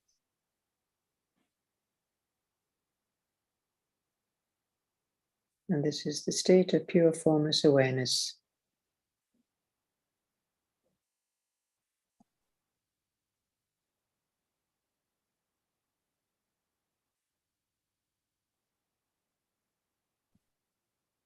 Yeah.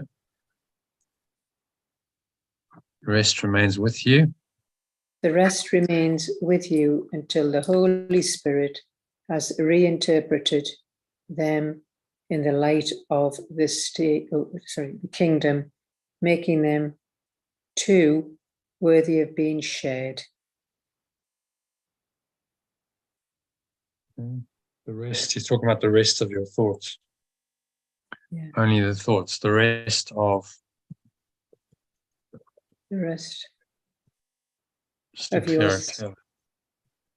of your thoughts remains with you until the remembrance of perfect love has reinterpreted them in the light of the state.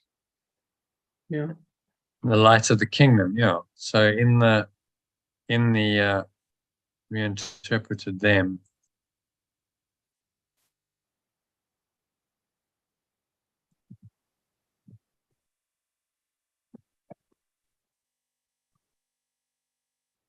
From the perspective of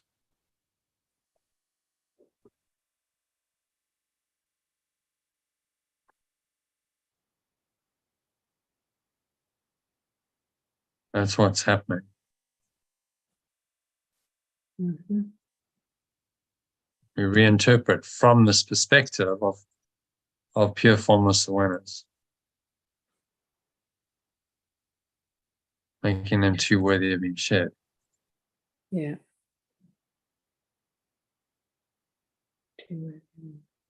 Yeah. And too worthy of being shared, making them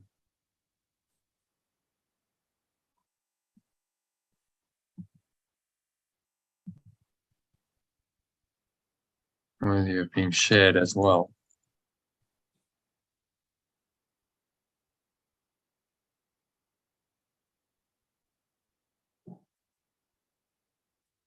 So these thoughts can be reinterpreted. You've got negative thoughts, dualistic thoughts. The reinterpretation changes your thoughts, and then those thoughts are worthy of being shared in the mind, and will take you back to pure formless awareness. Yeah. Of perfect love.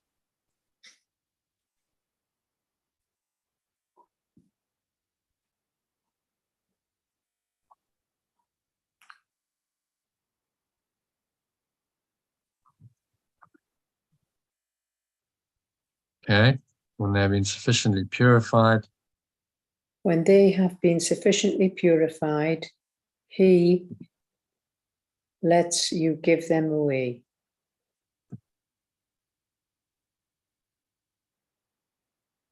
It lets you give them away. The decision to share them is their purification.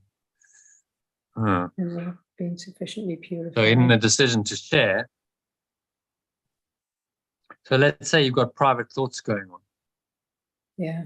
You know, which is separating you from someone else. As soon as you say, well, I want to share them, they must be purified, because you wouldn't want to share what's negative. No, true. Now, if you're thinking harmful thoughts towards someone, you're hardly going to say, well, actually, I hate your guts and want to kill you. That's not something you're going to share, is it? No. The decision to share your thoughts, not have private thought, means you must purify that thought. No, well, actually, instead of I hate your guts and I want to kill you, I Love you. I love you, I respect you, I honor you, and I want to bless you. And we are one. That's the only kind of thought that's worth sharing. Of course.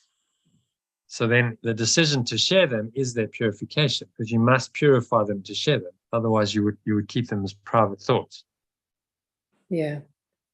But the bad thoughts, you just let them go. Well, try to. Yeah. Let them go and realize they're not really true. They're just false. The illusion. False illusion, invented thoughts. They have no substance, they have no meaning, they have no purpose, they have no value in your life. So if you can recognize that, then very quickly you'll let them go. That's why we do all this mind training. So you can recognize, what is meaningless and what is meaningful. You can distinguish them. Yeah. Otherwise, you're confused. Yeah.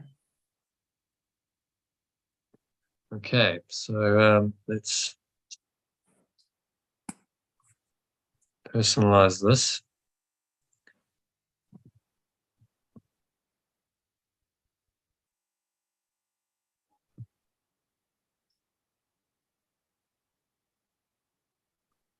Every loving thought held in any part of the extension belongs to every part. Okay, it's difficult to personalize that.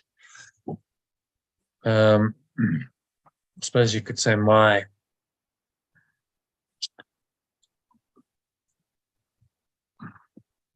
loving thought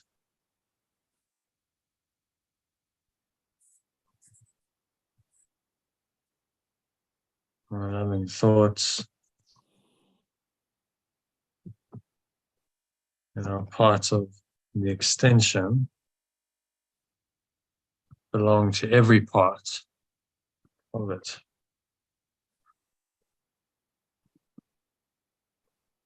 So in other words, my thoughts are shared by the whole sunshine, my loving thoughts. You know? Yeah.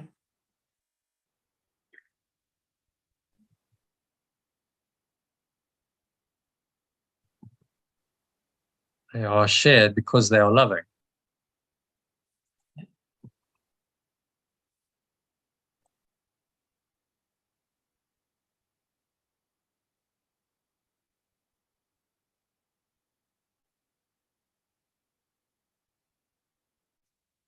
Okay. So we are always sharing is perfect love's a way of extending, also yours, also mine.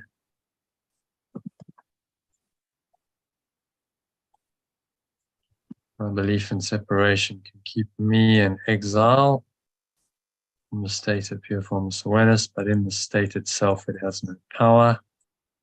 It's okay. Ideas that come from pure formless awareness do not leave the mind that thinks them. Do not leave my mind that thinks them, nor can they conflict with each other. However,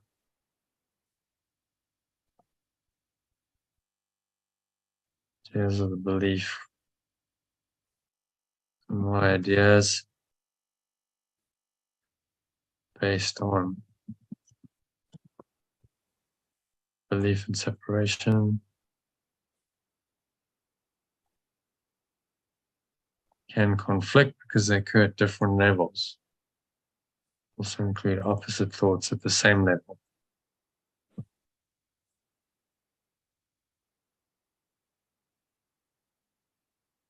It's impossible to share opposing thoughts.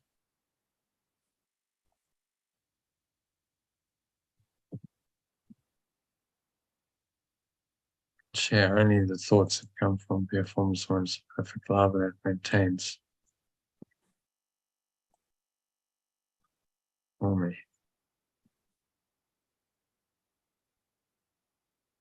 This is a state of pure formless awareness. This is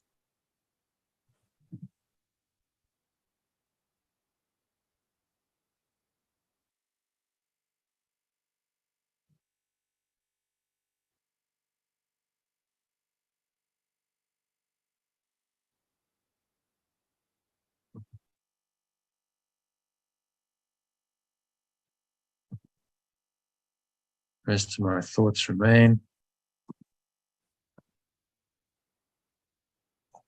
with me until the remembrance of perfect love. Interpret them from the perspective of pure formless awareness. Make them well. Remembrance of perfect love reinterpreted them for me from the perspective of pure formless awareness, making them worthy of being shared as well.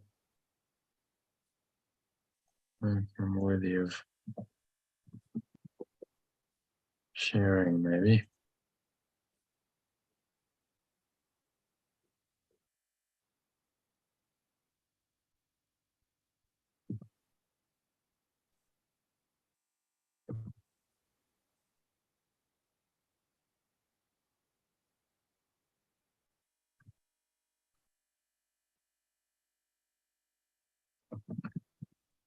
When they've been sufficiently purified, it allows me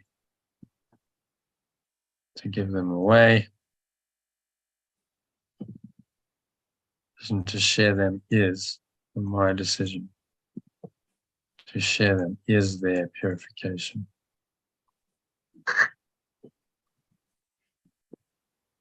Okay, do you want to read that from the top, Elaine? Do I do it how Sally did it? Well, it's just me, so you can read it slowly to yourself, but Oh, is everybody gone? I think so. Oh. Just you and me. Okay, so My loving thoughts that are part of the extension belong to every part of it. They are shared because they are loving. Sharing is perfect love's way of extending, and also mine. My belief in separation can keep me in exile from the state of pure formless awareness, but in the state itself, it has no power. Ideas that come from pure formless awareness do not leave my mind that thinks them, nor can they conflict with each other.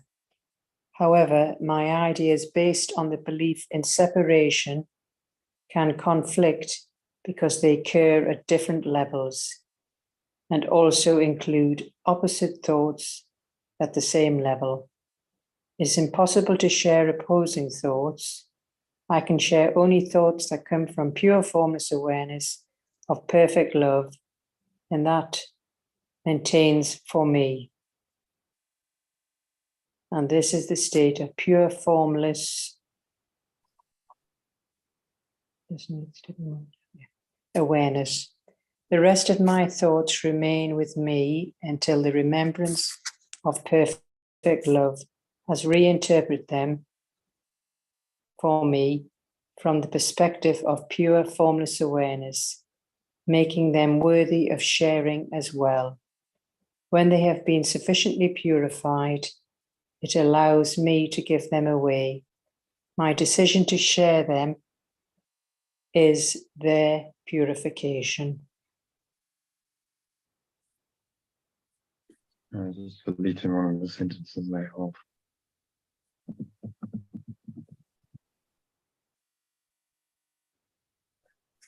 I think we're going to make that from the perspective of perfect oneness. This is the same thing, it's just a different terminology. Okay, so very good. What's he saying there?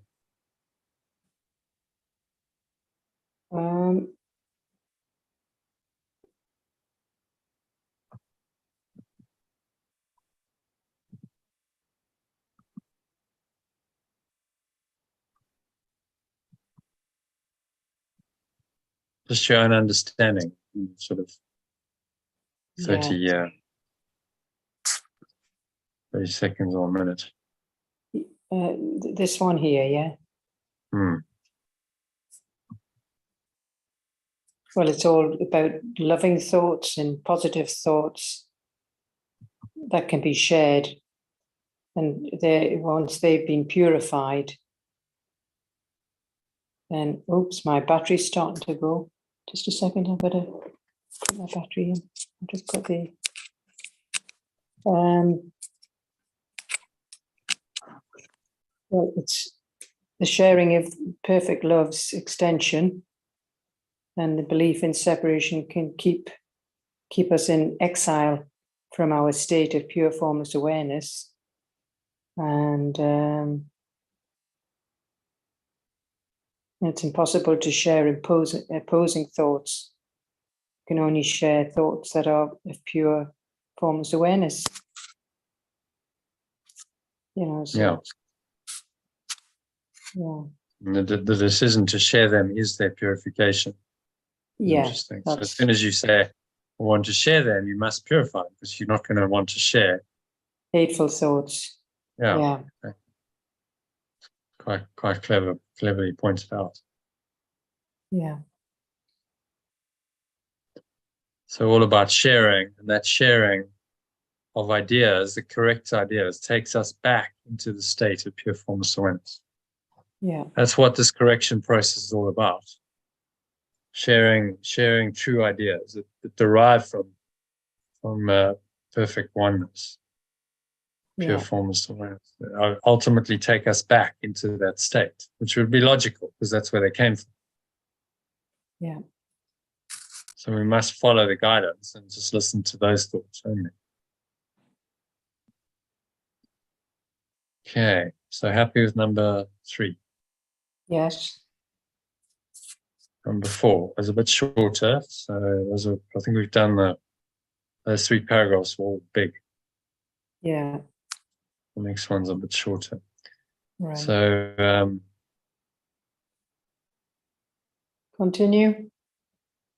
yeah, number 4, I heard one voice. I heard one voice because I understood that I could not alone for myself alone. A tone. Oh, sorry, yes, I say yes. I'll make that a bit bigger. I heard one voice because I understood that I could not atone for myself alone.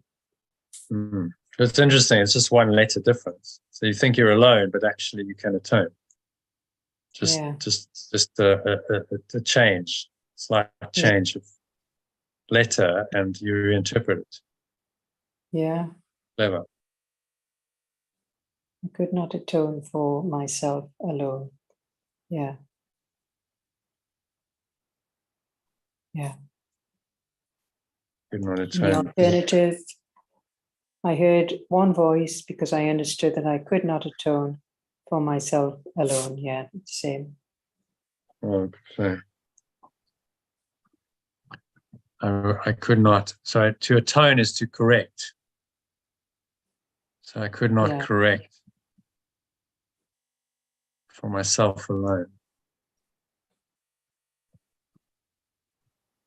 So when he did it for all of us. He's the way show. He showed it as possible. But we've still got to do it. We've still got to follow the same path he did. Yeah. Yep. Okay, listening to one voice. Yeah, listening to one voice implies the decision to share it in order to hear it yourself. Hear it yourself. To share it, the one voice, in order to hear it yourself.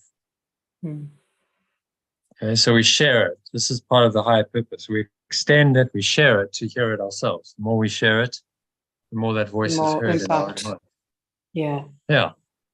So you're teaching yourself. As I share it and I express it, and I speak it and I teach it and I write it, whichever, however I'm inspired to do it, I'm actually teaching myself that I have it to share. Good.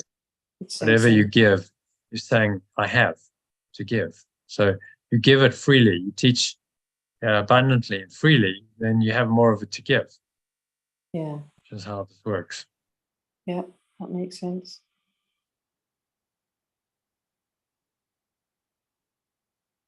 Okay. Number 3, the mind.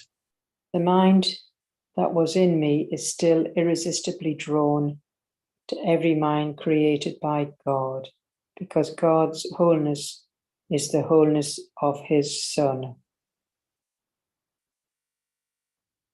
Okay, so let's translate that.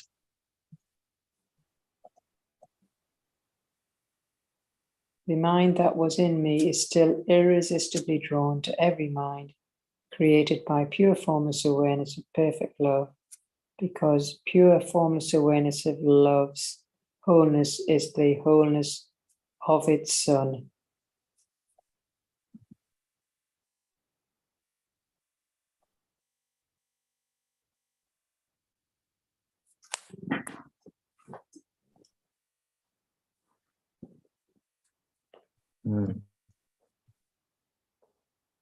And his extension. Yeah.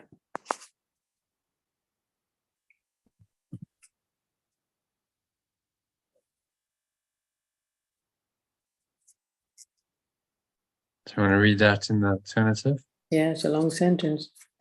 The mind that was in me is still irresistibly drawn to every mind. Pure formless awareness of perfect love extends, because pure formless awareness of perfect love's wholeness of its extension. Sorry, perfect love's wholeness is the wholeness of its extension. Yeah. So it gives us the quality of wholeness, it extends that to us. And we realize truth that actually we're the same extension. Mm-hmm. Why are we trying to separate when we're actually one and the same? One mind, yeah. One mind. Okay, you cannot be hurt. You cannot be hurt and do not want to show your companion anything except your wholeness. I'll change that to anyone.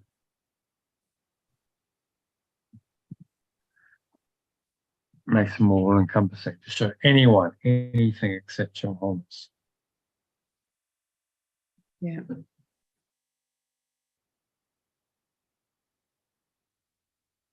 Show him that he cannot hurt you.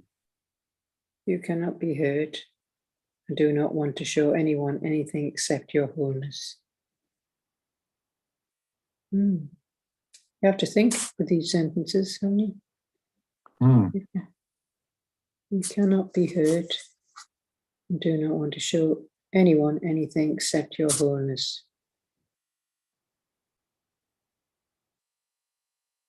So you're just in this, yeah? Yeah, I don't think change there. Just to anyone.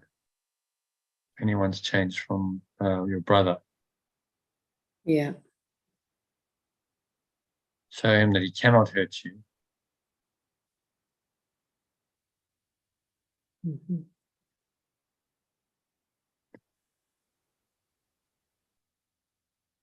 Show him that he cannot hurt you and hold nothing against him.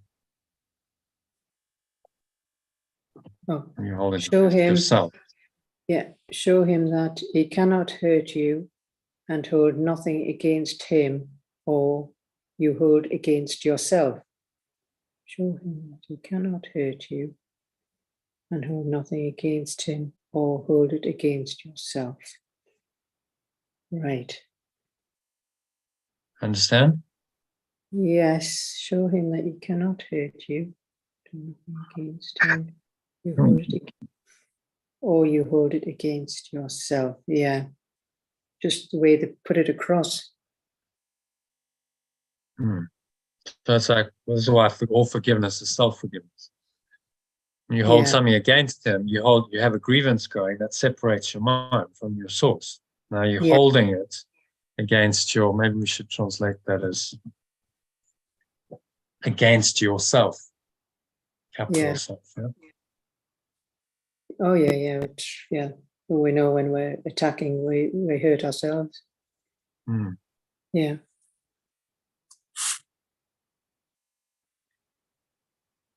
This is the meaning of turning the other cheek. This is the meaning of turning the other cheek. This is the meaning of turning the other cheek. That's in the ego sense, yeah?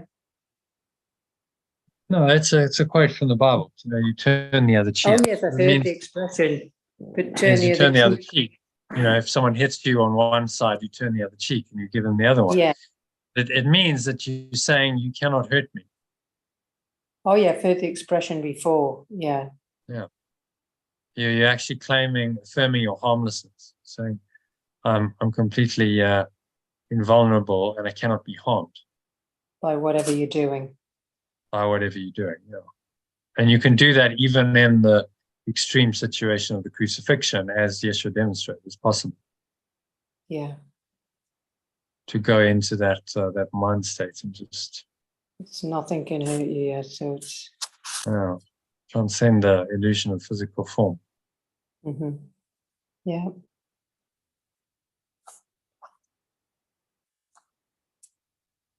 Okay, so let's translate it.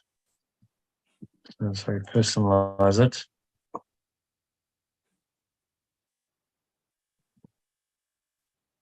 One voice, because I understood that I could not correct for myself alone. So Yeshua heard.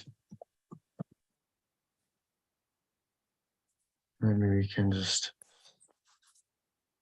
click the last summary. Listening to one voice implies the decision to share it.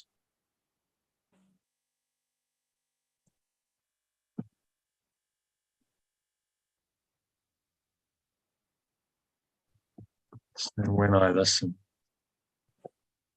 to one voice, implies a decision to share it in order to hear it myself.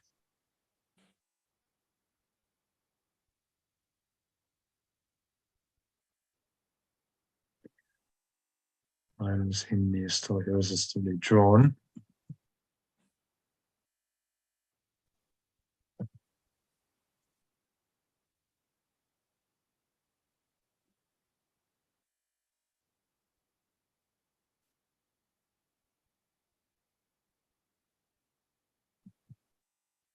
My mind is still irresistibly drawn.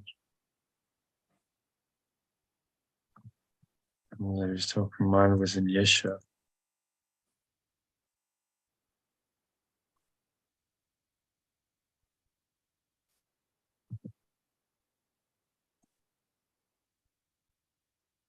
My mind is irresistibly drawn to every mind. Perfect love extends. Perfect love's wholeness is the wholeness of its extension.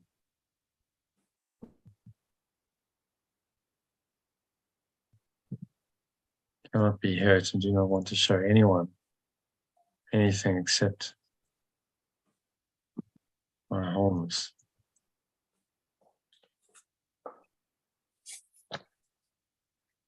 And that's a small wholeness in capital is. We'll make it capital.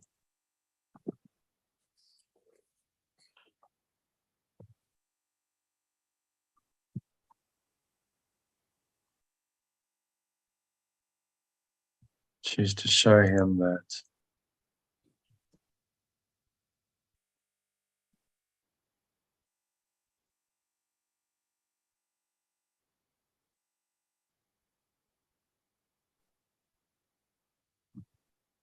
to show my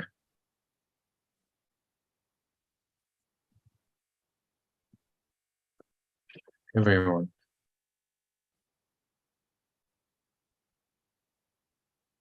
Cannot hurt me.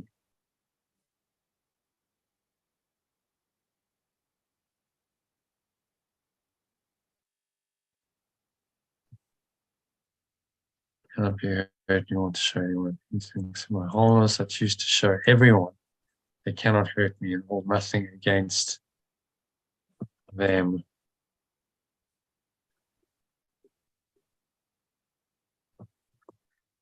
Whereas I do not want to hold it against myself.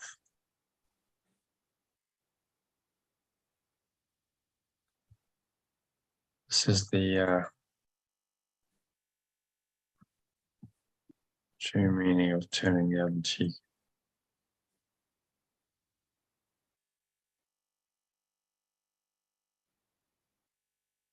Okay, so you want to read that from the top? Yep. Slowly, When I listen to one voice, it implies the decision to share it in order to hear it myself. My mind is irresistibly drawn to every mind's perfect love extends because perfect love's wholeness is the wholeness of its extension. I cannot be hurt and do not want to show anyone anything except my wholeness. I choose to show everyone that I cannot hurt me and hold nothing against them because I do not want to hold it against myself. This is the true meaning of turning the other cheek. So what's he saying there in summary? If you just listen to the one voice and the decision to share, and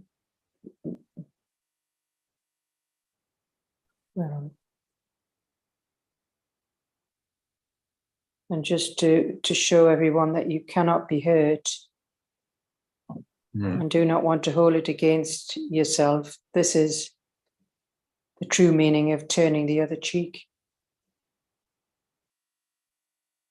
So it's invulnerable. Even if someone is trying to hurt you, physically or mentally or emotionally. You don't have to respond as though you've been hurt.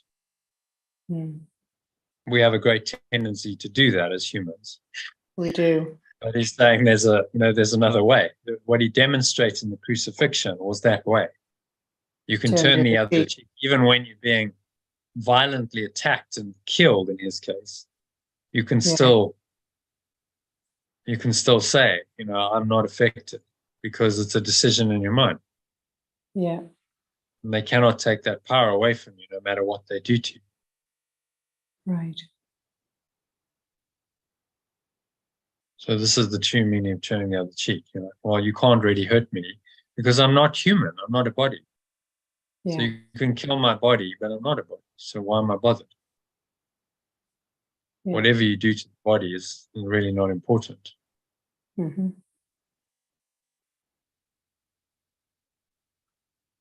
Yeah. Work in progress. Yep. Yeah. That's good. Happy with that. Moving swiftly on to number 5. Teaching is done in many ways. From the top, you mean straight on to the alternative? Which? Actually, there's not too much to translate here, because it's main until we get to number 5. So just do it in the alternative. Okay. Teaching is done in many ways, above all by example. So that's easy to understand. Yeah. Teaching should be healing, because it is the sharing of ideas and the recognition that to share ideas is to strengthen them.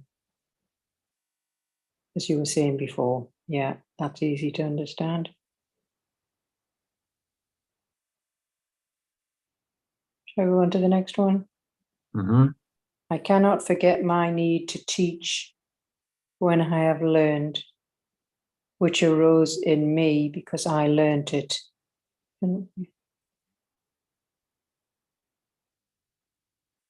Okay.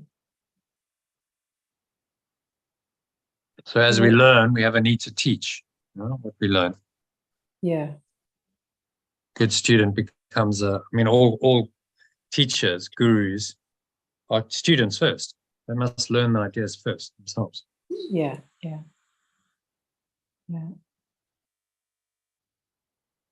Okay. Can I go to the next one? Yeah. I call upon you to teach what you have learned, because by so doing, you can depend on it.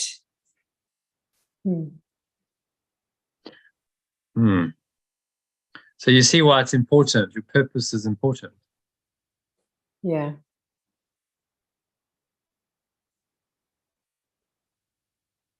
Because as you teach, you learn it. And the more you teach it, the more it sticks. The more you're like, I can depend on this. I teach it and I teach it and I teach it until I know that it's true. Yeah, it's automatic. Yeah.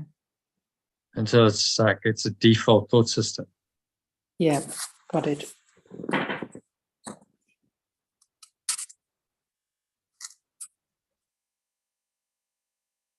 Okay. Make it dependable. Make it dependable in my name, because my name is the name of pure formless awareness of perfect love's Son.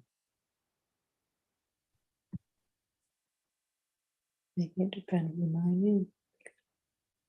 Oh, I see. Not your name, but we're all.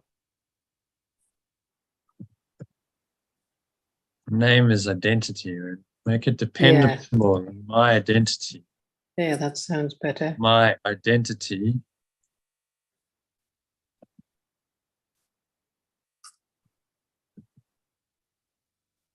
should be capital I. My identity is. Identity. Perfect love. Yeah. Attention. So he's the Christ. Come to the awareness of the true self that he's identified with fully. And now that identity is everyone's identity.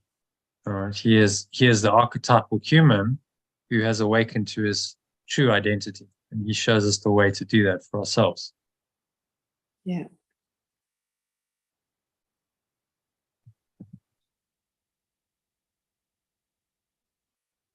Okay. What I learned. What I learned, I give you freely. And the mind that was in me rejoices as you choose to hear it.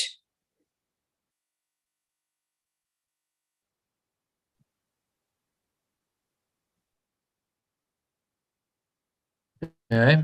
So let's personalize that, shall we? Yeah.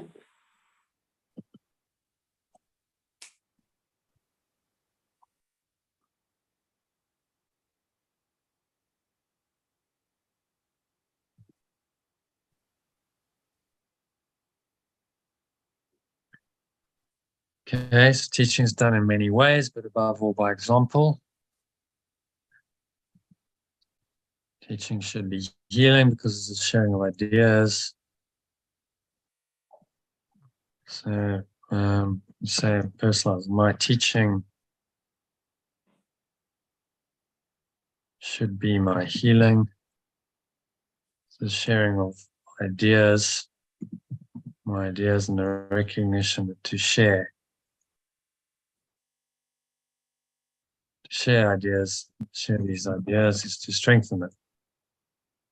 Yeah. Share my ideas, to share my ideas is to strengthen them.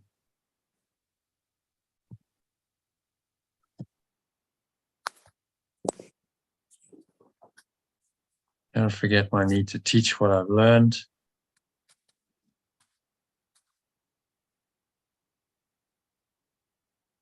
So this is Yeshua saying, I'm to cut that out. Call upon you to teach what you have learned, because by so doing you can depend on it. And so he's asking us to step up and teach this, because by so doing you can depend on it. We start to learn it more and more fully, more and more truly. It becomes the and that's why your default. higher purpose is important. You see that? Yeah. Because it's you teach it and you teach it and you teach it, and then you learn it through that teaching. And I can testify to that. I mean, I know this course much better than I did 5 years ago before I started really teaching it in this kind of depth. Right. It's been the best way of studying it. Yeah. Because, I mean, would I study this on your own? You're not going to study it in this kind of depth, are you? No. It is. Okay, well, I'll spend 3-4 hours a night just like going, unpicking it line by line and translating it. No one's going to do that on their own. You have to share it. It has to be. Yeah. It has to be for other people. Gratitude. Yeah. So that's how it works. So for you, in your purpose, it's like in the sharing of this, you do the mind-body integration for people and you show them how that works. In the teaching of that, you learn it yourself. That's why it's important to follow your higher purpose. Yes. And so you go from belief to knowledge that way. Instead of just being a belief, it's like, no, I know this is true. At the end of his life, Carl Jung was asked, do you believe in God? And he said, no, I know. Yes. God. Yeah. Because he'd come to that certainty, because what had he done? He taught it and he taught it and he taught it. Spent his whole life, as a psychotherapist, doing a lot of teaching. Calling. Yeah, it's his calling. That was his calling. And then at the end of his life, he goes, I know that this is true. I know there's something more than just this, this physical world. Right. Okay, so so doing, I call upon you to teach it. I call upon you to teach what you have learned, because by so doing, you can depend on it. So when I teach what I have learned.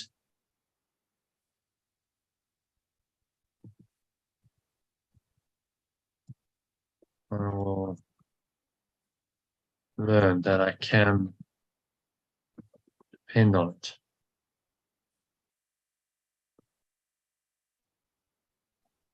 So make it dependable in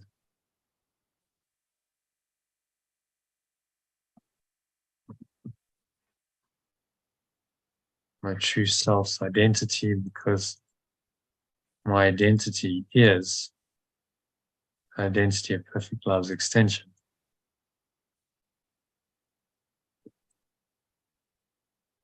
It's okay, I think.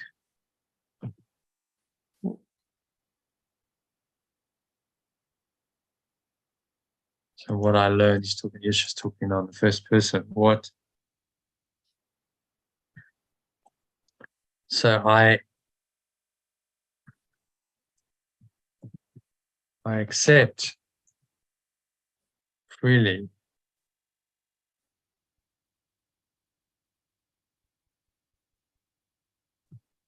truth of what Yeshua learned.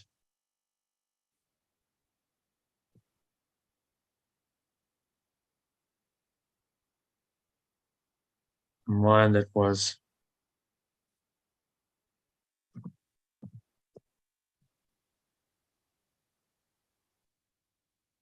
in him rejoices as I choose to hear it. Personalised.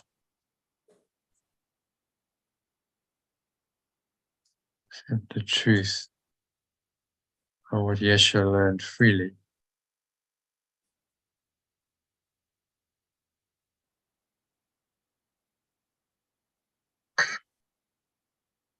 And then choices that choose to hear it. So that's the Christ mind he's talking about. Yes, you want to read it from the top? Teaching is done in many ways, but above all, by example. My teaching should be my healing, because it is the sharing of my ideas and the recognition that to share my ideas is to strengthen them. When I teach what I have learned, I will learn that I can depend on it. I make it dependable on my true self's identity, because my identity is the identity of perfect love's extension. I accept the truth of what Yeshua learned freely, and the mind that was in him rejoices as I choose to hear it. Okay, so what's he saying there in summary? Well, the teaching's done in many ways, and it's all done by example. And teaching should be sharing of ideas, and to share them is to strengthen them. And when you teach,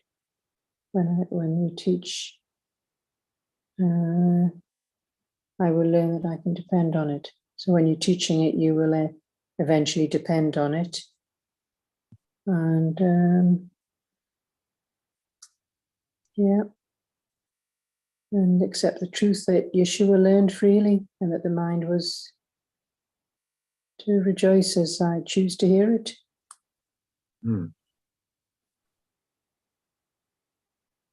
Good, yeah. So it's teaching and learning really one. As you teach, you learn. Yeah. The truth about yourself. And he's asking us to teach. That's why he calls us teachers of God, saying, well, go out and teach this. Because as you teach it, you learn it and you make it yours fully. Yeah.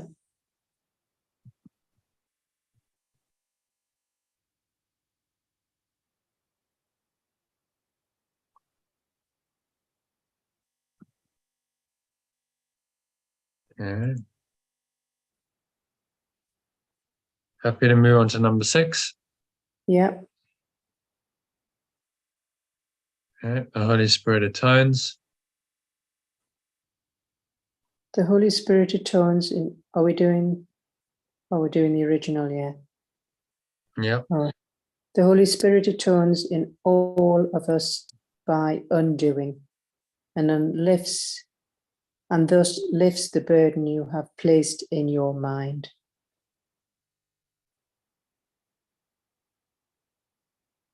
The remembrance of perfect love atones in all of us by undoing, and then lifts the burden you have placed on your mind.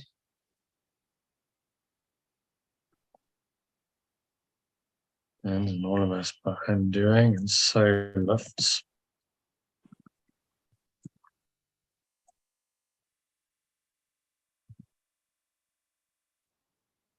It's the burden you've placed in your mind. The burden you've placed in your mind, you've placed on your mind. You typically place a burden on something, don't you? Yeah. On.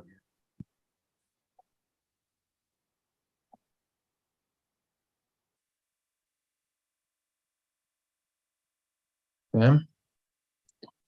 By following it, by following him. By following him, you are led back to God, where you belong. And how can you find a way except by taking your brother with you?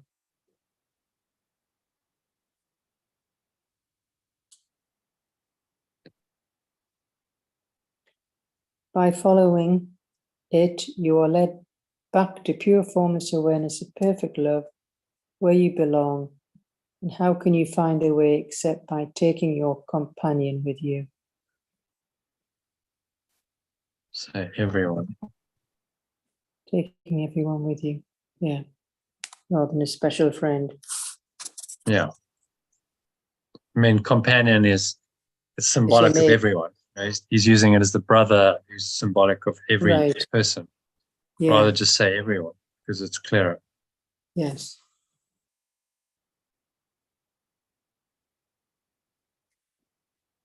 Okay, so number 3, my part in environment.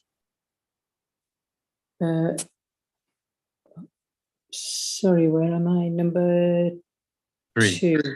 3, yes, 3. Sorry, just got an interruption there. My part in the atonement, at-one-ment, is not complete until you join it and give it away. Yeah, that's probably going to be the same. Yeah. So he's talking about his part is not complete until you join it and give it away. So he's saying we must all join in the one-ment, and one is only complete when everyone does that. Yeah. Yeah.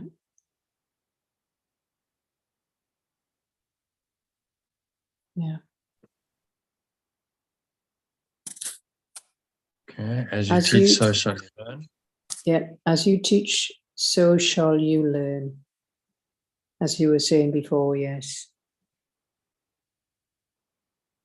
That'll be the same. It's the same on the alternative, yeah. So I will never leave you, I will never leave you or forsake you, because to forsake you would be to forsake myself and God who created me. Be just a pure formless awareness. So as you teach, so shall you learn. as Never you teach. leave you. Oh, we're at number 5, are we? I never leave you. Forsake you means abandon, really, isn't it? Forsake, abandon. Yeah, yeah. Abandon you, because to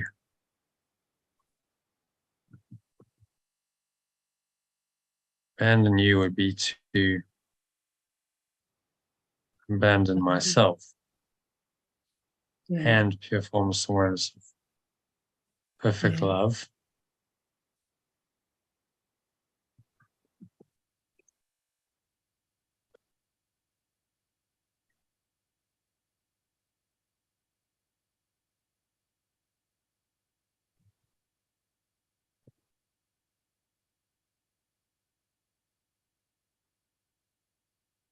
Extends us. Yeah.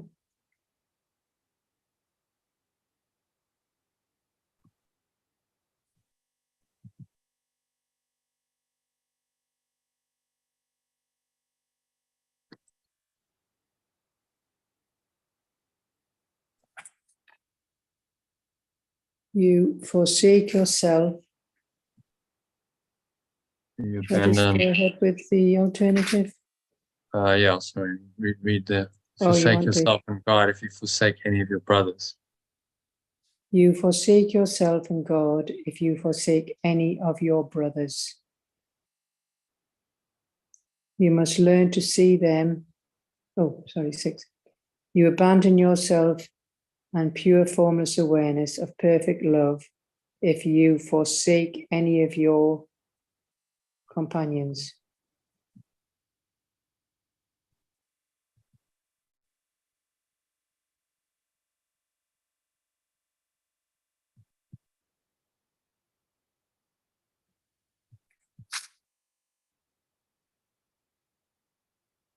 Abandon anyone.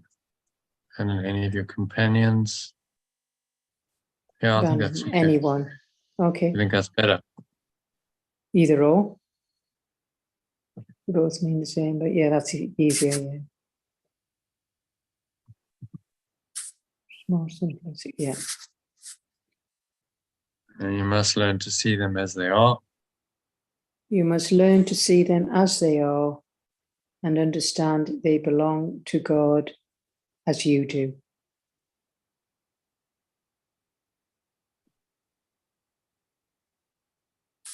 You You must learn to see them as they are and understand they belong to pure formless awareness of perfect love as you do.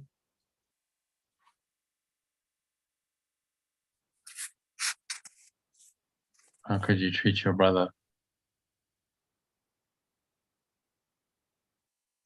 Read number 8, you know? Oh, yeah. How could you treat your brother better than by rendering unto God the things that are God's?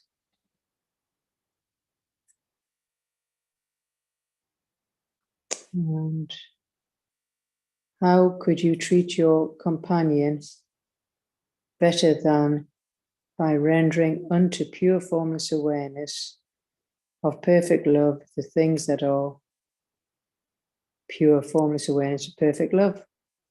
Loves. Short rendering unto. So rendering means giving. Yeah.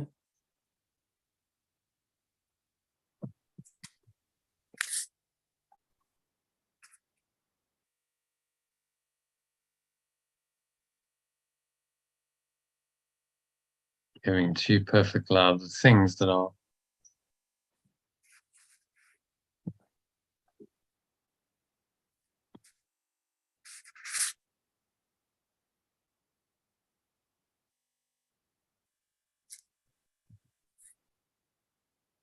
the qualities. Things that belong to perfect love are not really.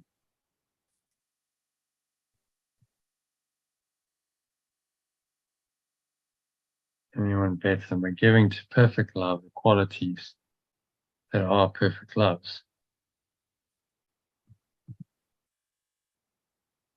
So you give to him because he's perfect love, the qualities that are perfect loves. So the qualities that you find, in your blueprint, you give those to your brother, and you're offering to that person these qualities that come from perfect love, as because he is perfect love. He is the same awareness. So you're offering them to God effectively. You're saying, how could you actually treat anyone better? This is unconditional love. If you can do it. Yeah. No, yeah. So you see how it all ties in, the blueprint, the essence identity, the blueprint, these qualities, when you extend them to others, then you give them as a gift to the extension of perfect love that you are. So as you do that, you recognize the truth that you must be one with those people you're giving to. Yeah. Mm-hmm. So as I give, I receive. Yeah. Right. Despite the fact there could be you're having to turn the other cheek because their behavior might not be pleasing to you. Yeah, but you're still giving them the gift of perfect love then. Yes, I understand. Reminding them and yourself that, only perfect love is true. Yeah. Okay, so translate. Let's put it in first person. Remembrance of perfect love atones in all of us by undoing. So my remembrance of perfect love atones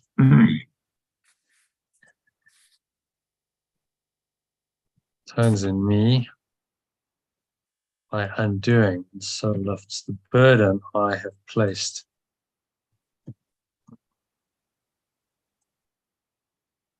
on my mind. Following it,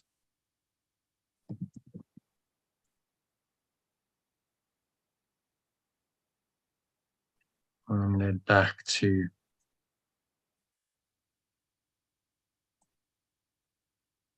from source of perfect love where I belong.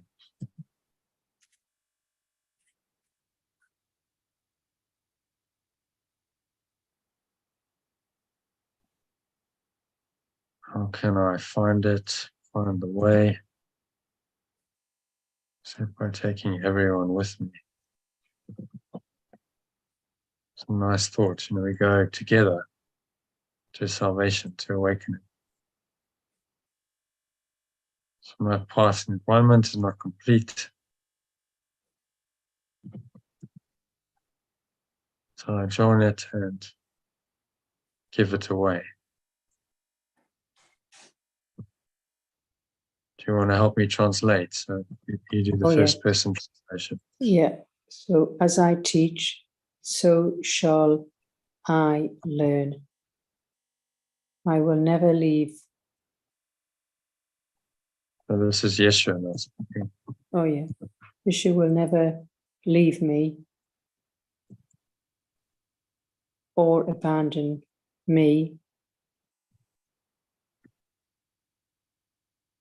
because to abandon me would be to abandon myself.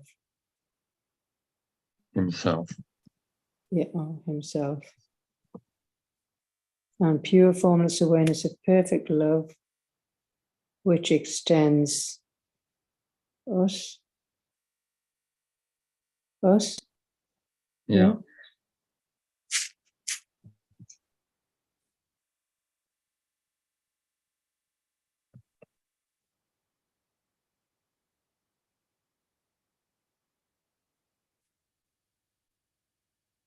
Okay. I abandon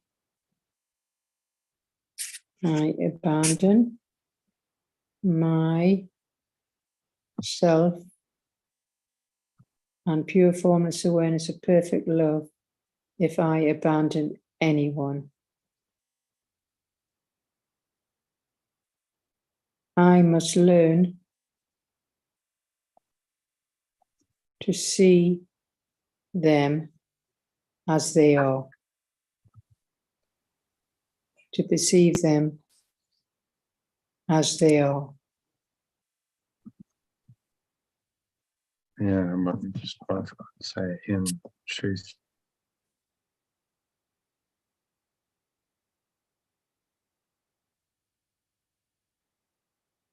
I'm going to do the correction.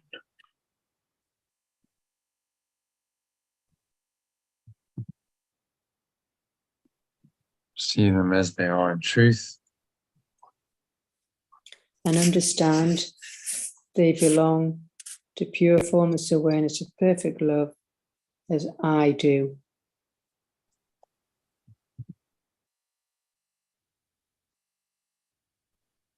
How could I treat anyone better than by giving to perfect love the qualities that are perfect loves?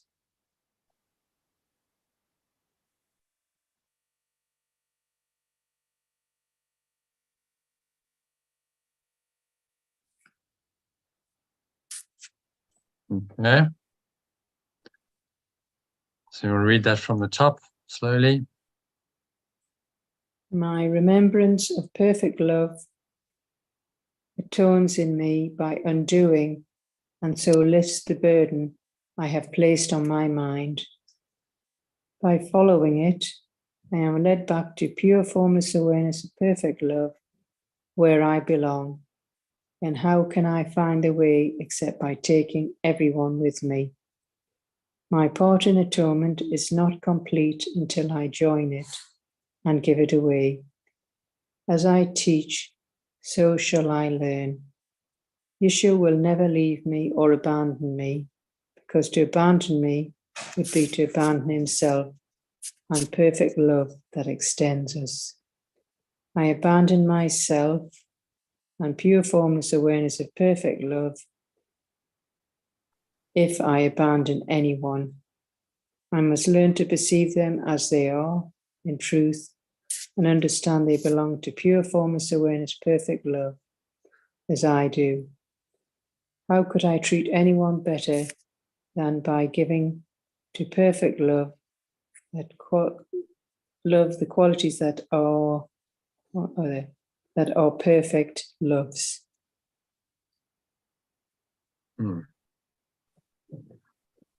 Okay, so what's he saying in summary there? Well, perfect love atones me by undoing and lifting the burden I have placed on my mind. I am led by pure formless awareness, where I belong. My part in atonement is not complete until I join and give it away. Yeah. And Yeshua will never leave me or abandon me. As I teach it, so I learn it. Yeah. If I abandon anyone, I'm abandoning myself.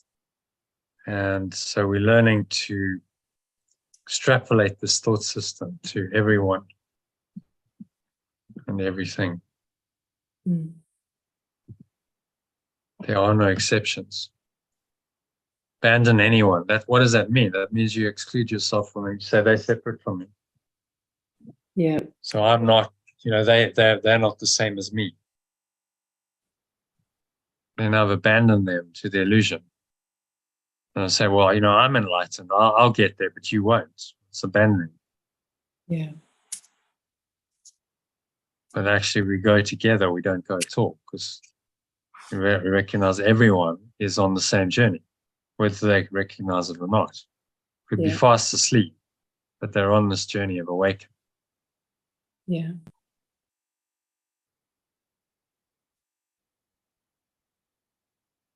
Okay.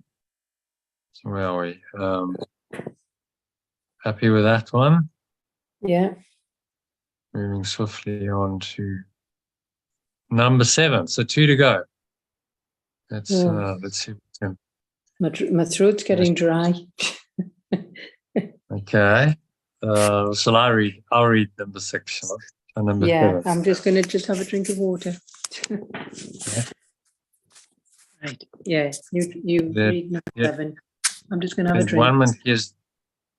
Enlightenment gives you the power of a healed mind. The power to create is of God. Enlightenment gives you the power of a healed mind. The power to extend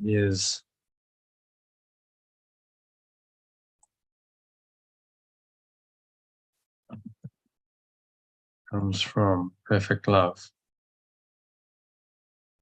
Therefore, those who have been forgiven must devote themselves first to healing, because having received the idea of healing, they must give it to hold it. And so those who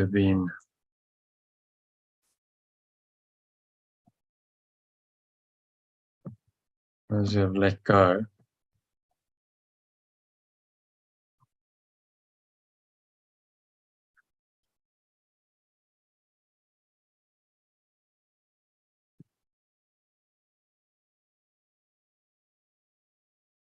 those who have let go of their belief in separation, that's what forgiveness means, for being forgiven, must devote themselves first to healing, because having received the idea of healing, they must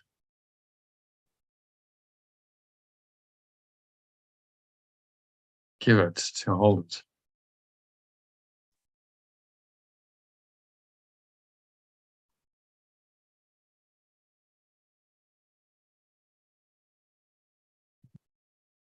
Also to give it to reinforce and strengthen it.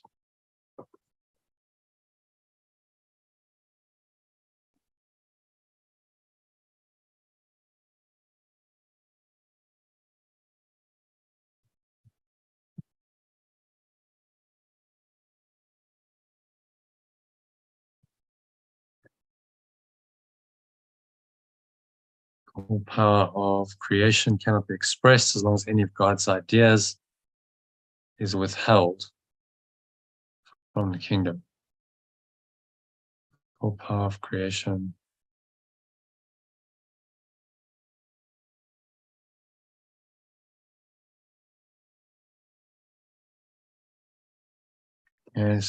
full power of creation cannot be expressed as long as any of God's ideas are withheld from the kingdom. Full power of being cannot be expressed as long as any of perfect love's ideas is withheld from the state of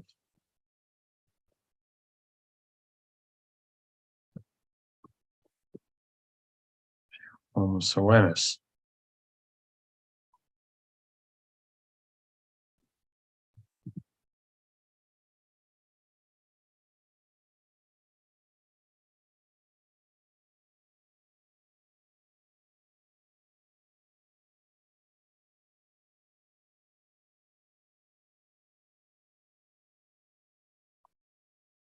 And the joint will of the sonship is the only creator that can create like the Father, because only the complete can think completely, and the thinking of God lacks nothing.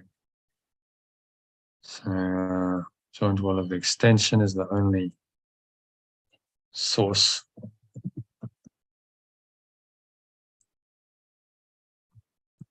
that can extend.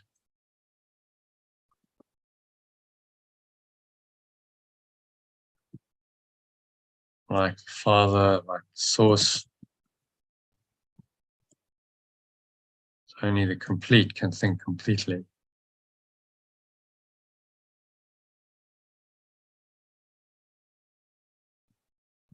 Only the complete can think completely, and the thinking of perfect love lacks nothing. Okay? So there's no lack, no scarcity, none of the ego ideas.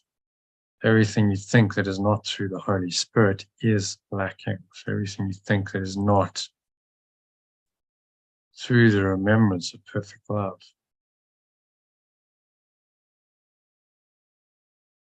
is lacking.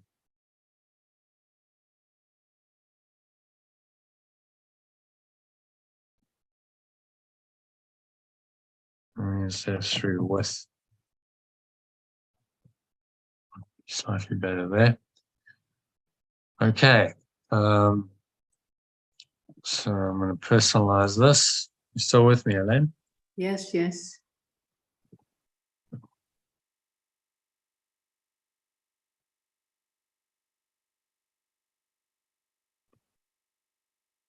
Okay, so the one-month gives me the power of a healed mind, but the power to extend comes from perfect love. Therefore, those who let go of their belief in separation, therefore, choose to let go of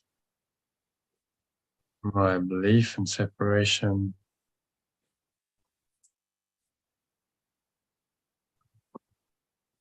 and devote myself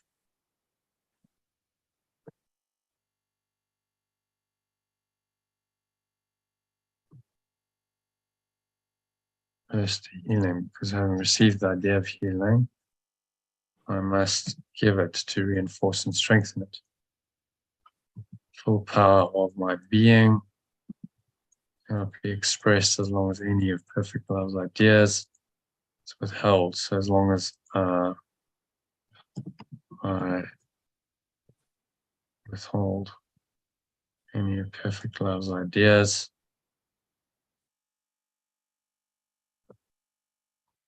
from the state of pure formless awareness.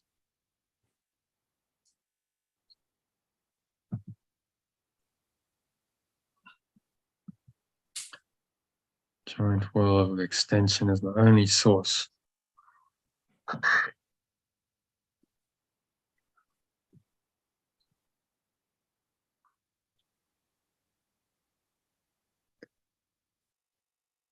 Extend like the source.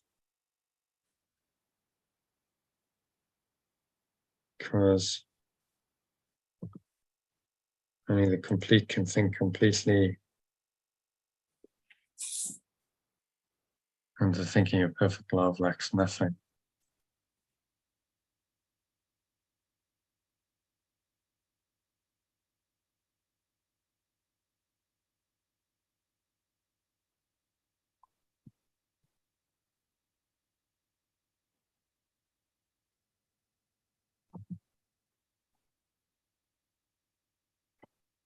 Everything I think, not with the remembrance of perfect love,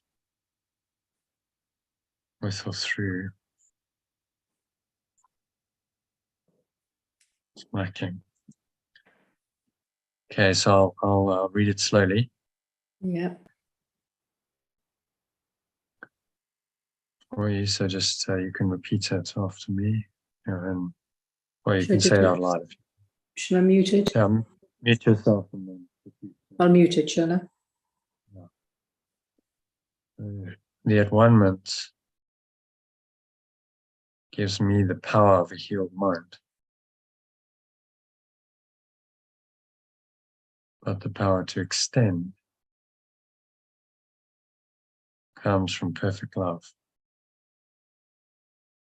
Therefore, I choose to let go of my belief in separation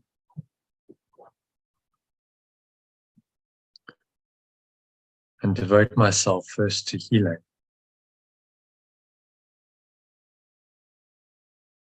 Because having received the idea of healing,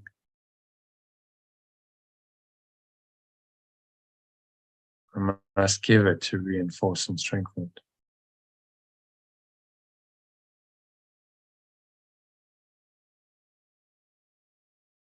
Full power of my being cannot be expressed as long as I withhold any of perfect love's ideas.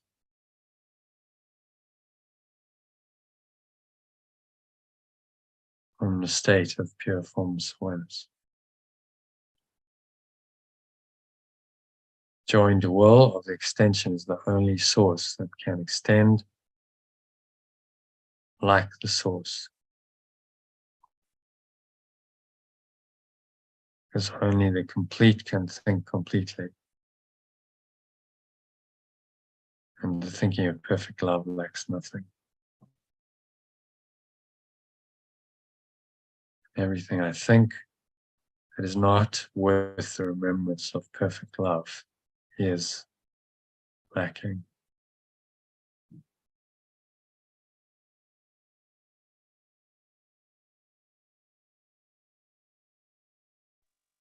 Okay. Yeah. So what's he saying there? Can you summarize that for us? Well, the woman gives me the power of a healed mind and to extend from perfect love. I choose to let go of the belief in the separation and devote myself to healing. Having received the idea of healing, let's give it a minute. So you have to reinforce and strengthen it. The full power of being cannot be expressed. Yeah. The only source that can extend like the source, because only the complete can think completely. I'm thinking of perfect love lacks nothing. Yeah. So there's this message really that the teaching is healing. You know, as I teach others and I extend love, I heal myself and others. And that I must teach what I've learned. Yeah. In order to heal. So there's definitely a message here for you in terms of the purpose, isn't there? You're saying I'm not a teacher, but you are a teacher. You may not teach it in words, but don't limit yourself, because the Spirit will do it through you. Yeah. Time. If you let it go and say, okay, you show me. You know, because you think, well, I can't do that, or I don't have the words, I don't really do that. But it does it for you. It gives you the words. Right. Yeah. Watch the space. And watch the space, exactly. So, you know, you open yourself and you say, well, use me, you know, for healing, and you're really sincere about that, then it will. And it will give you the abilities that you need to do that, which may well, you know, extend to speaking much more eloquent. I mean, actually, I think you speak very well, and you can explain this very well. So there's no reason why you couldn't actually explain it to people who didn't necessarily know what this is all about. Who knows? Yeah. Yeah. So, I'm open. Yeah, exactly. Well, my friend doesn't teach it, but she's an example of it. Yeah. Yeah. So she does it in her way. Yeah. But he's calling us to teach it. Very clear. He's saying, I call you to teach it as I taught it. I wonder why she doesn't. So that you can learn it. Yeah, well, maybe there's a block in her mind. She's like, doesn't feel like she's worthy, or doesn't feel like she understands it, or I don't know. Be interesting to chat to her. You'll have to meet her, because she said she's now in that blue circle. She said every thought that comes in, she just dissolves it and lives totally in the moment. It'd be interesting for her to have a chat on the group. Yeah, I'll invite her to join us for a session. Definitely. Yeah, definitely. What's her name? Linda, yeah. Linda. She's coming over here on the 20th, yeah, so not be long now. So I'll introduce her. Great, yeah, definitely. Invite her to join a session, and then after definitely. that we can have a one-on-one chat about the retreat and whatever. Yes, yeah, that'd be good.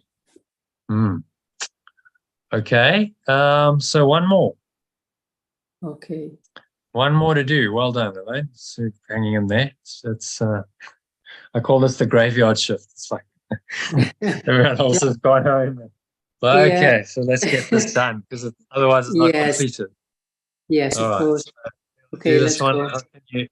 How can you who are so holy suffer? How can you who are so holy suffer? And how can you, it's the same on the alternative. Well, I like translating holy as pure. Yeah, it's also that makes it more simplistic. We're so innocent. Holy as innocent or pure. Innocent suffer. Okay. All your past. All your past except its beauty is gone, and nothing is left but a blessing.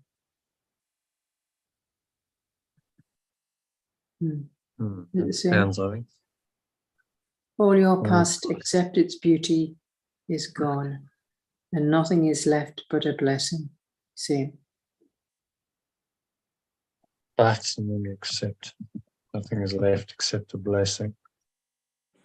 Actually, that's better. Nothing is left but a blessing. 2 B's there. Yeah. Okay. I have saved all your kindness and every loving thought you have ever had. It's going to be the same. Yeah. Shall I move on? Mm-hmm. I have purified them of the errors that bid their light and kept them for you in their own perfect radiance. Hid their light, so purify them, the errors that hid their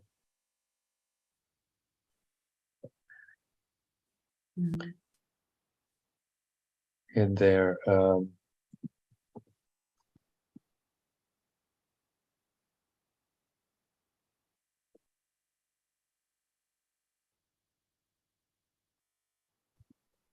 formless awareness.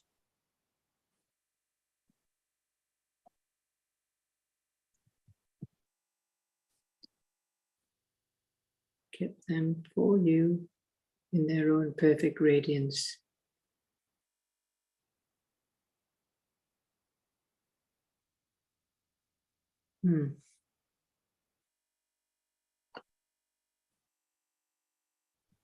Radiance is extension, right?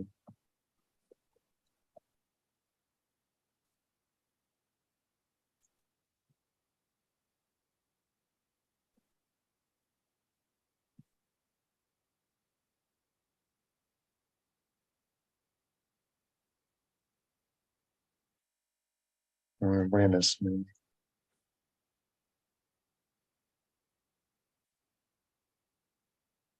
Extension, I think we'll make it.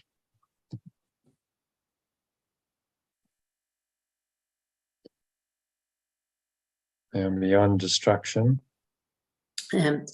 They are beyond destruction and beyond guilt.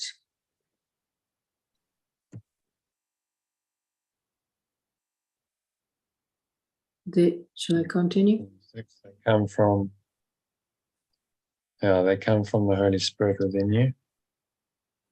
And we know that God creates it is eternal. Yeah. They came from the Holy Spirit within you, and we know that God creates is eternal. What God creates. They came from remembrance of perfect love within you. Oops, where am I? They came from remembrance of perfect love within you, and we know what pure formless awareness of perfect love creates is eternal.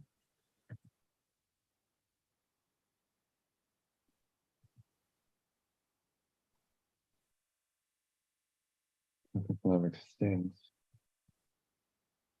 Is eternal. You can indeed depart in peace, because I have loved you as I loved myself.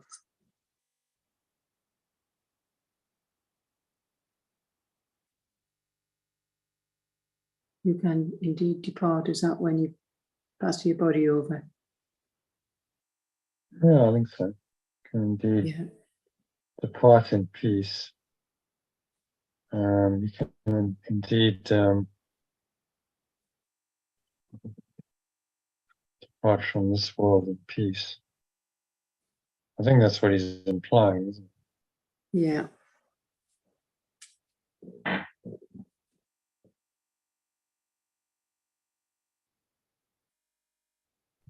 Yeah.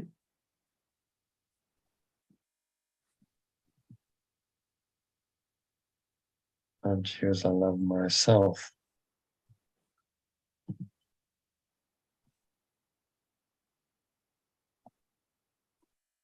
You go with my blessings and for my blessings. You go with my blessings and for my blessings. And with my blessing and for my blessing. Blessings and for my blessings. But I think of that one.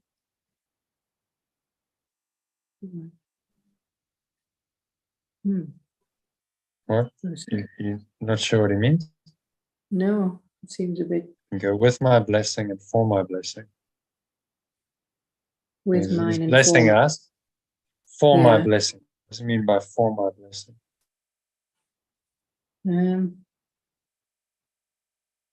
I don't know. You go with my blessings, and for my blessing. Yeah, so Yeshua blesses others through us. Yeah. So for my blessing, he's blessing others through us. Oh, I see. Yes. Yeah. And you could also interpret as it's for his blessing. So us joining with him is his blessing. We're blessing him. Yeah. Yeah. When we join the one-ment, we become one with him. Yeah. Yeah.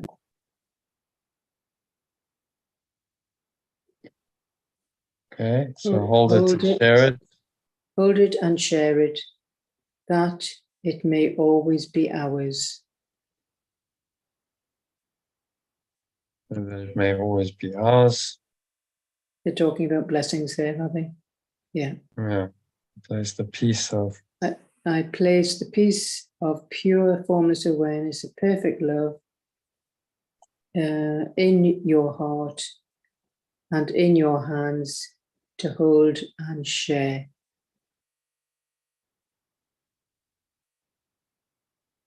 The heart is pure to hold it, and the hands are strong to give it. Yeah. Mm-hmm. We cannot lose. My judgment is as strong as the wisdom of pure formless awareness of perfect love, in whose heart and hands we have our being.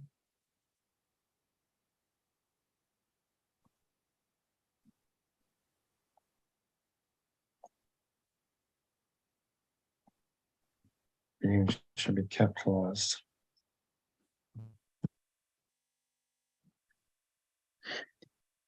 Of course, does this like being and spirit? For some reason, they've decided that they should be small, but actually they're referring to the same order of reality.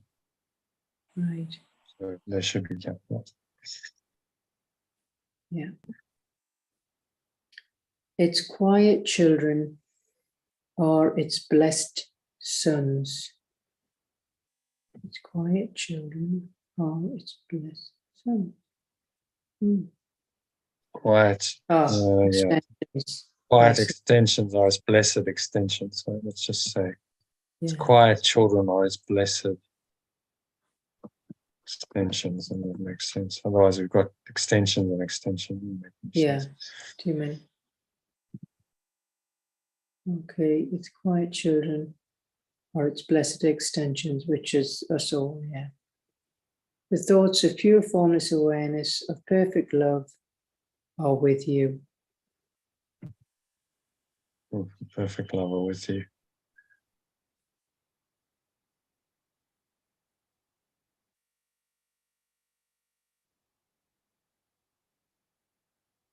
So thoughts are really awareness.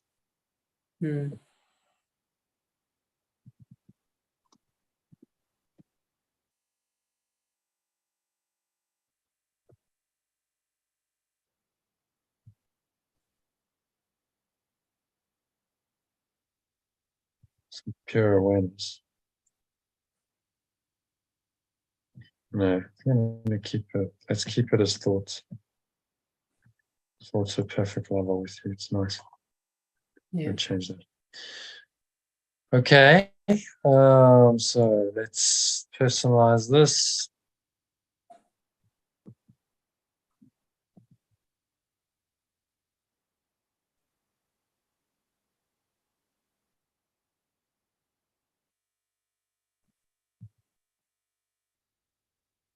Okay, so help me as we go. How can I? Yeah.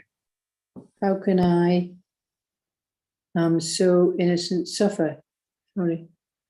How can I, who am so innocent sufferer, yeah, all my past except its beauty is gone, and nothing is left but a blessing.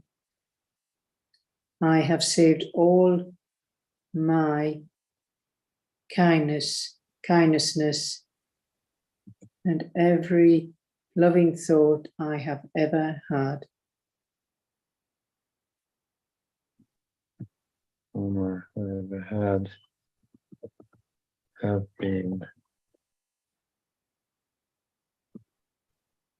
saved for me. Yeah. I have purified them of the errors that hide their pure formless awareness and kept them for me.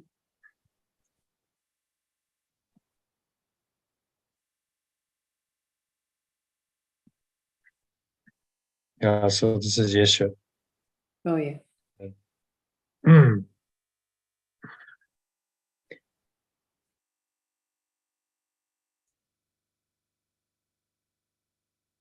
So I get much more active. I choose to purify them of the errors that hid their pure forms of awareness. And kept them for me. That hid pure formless awareness.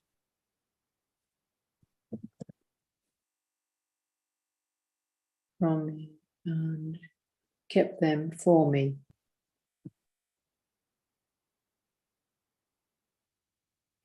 Yeah, so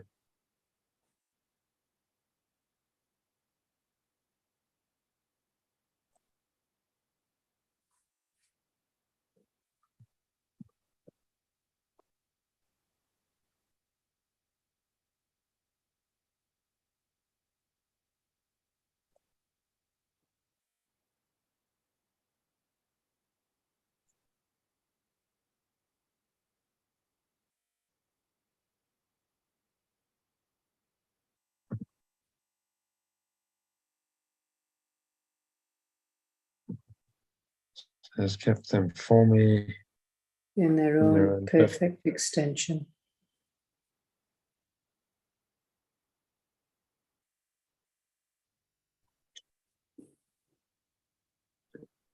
pure.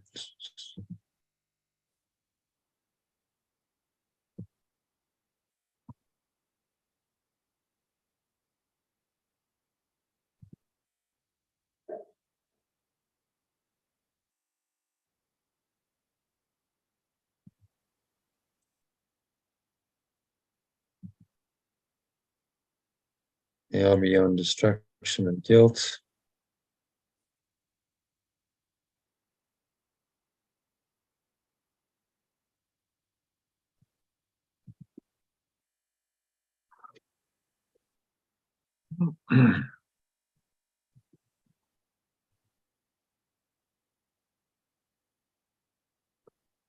They come from remembrance of perfect love within you. Within me. And we know what perfect. I know. And I know what perfect love extends is eternal. I can indeed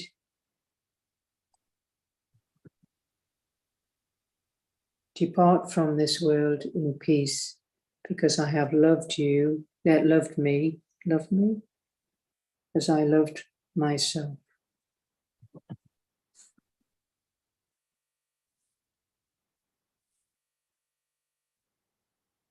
So I am myself. Because I am. Oh yeah, I am love.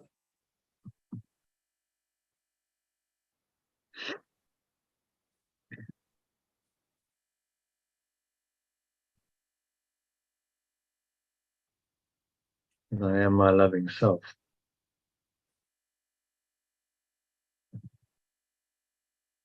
I go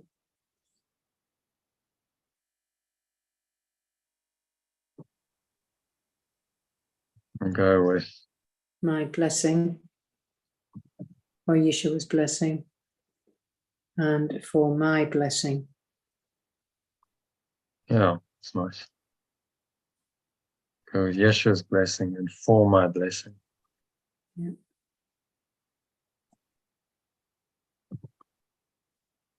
Hold it and share it so that it may always be ours.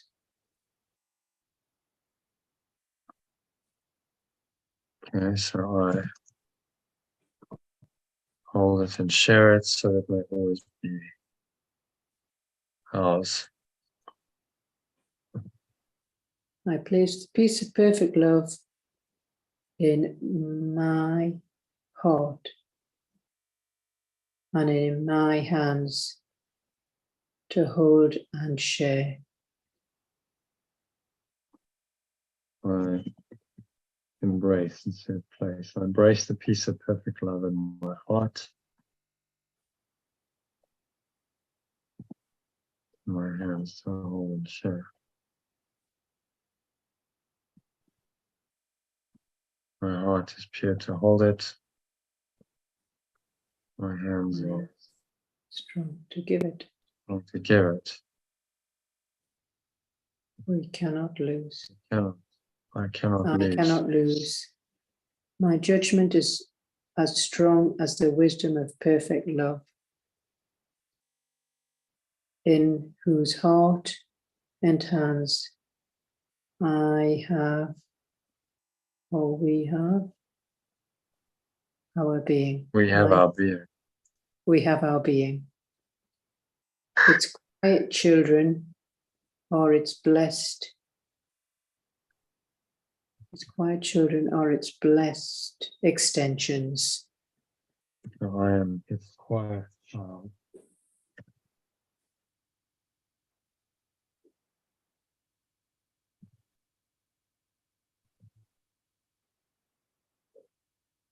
And blessed extension.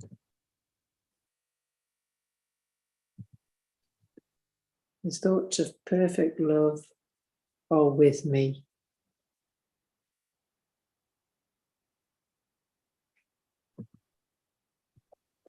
With me always. Always.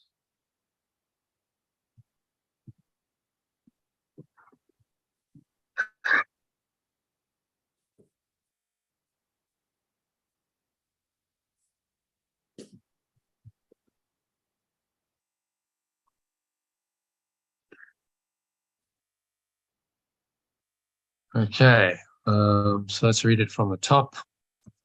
I'm going to read that, make sure it makes sense. Yeah. Read it reasonably slowly.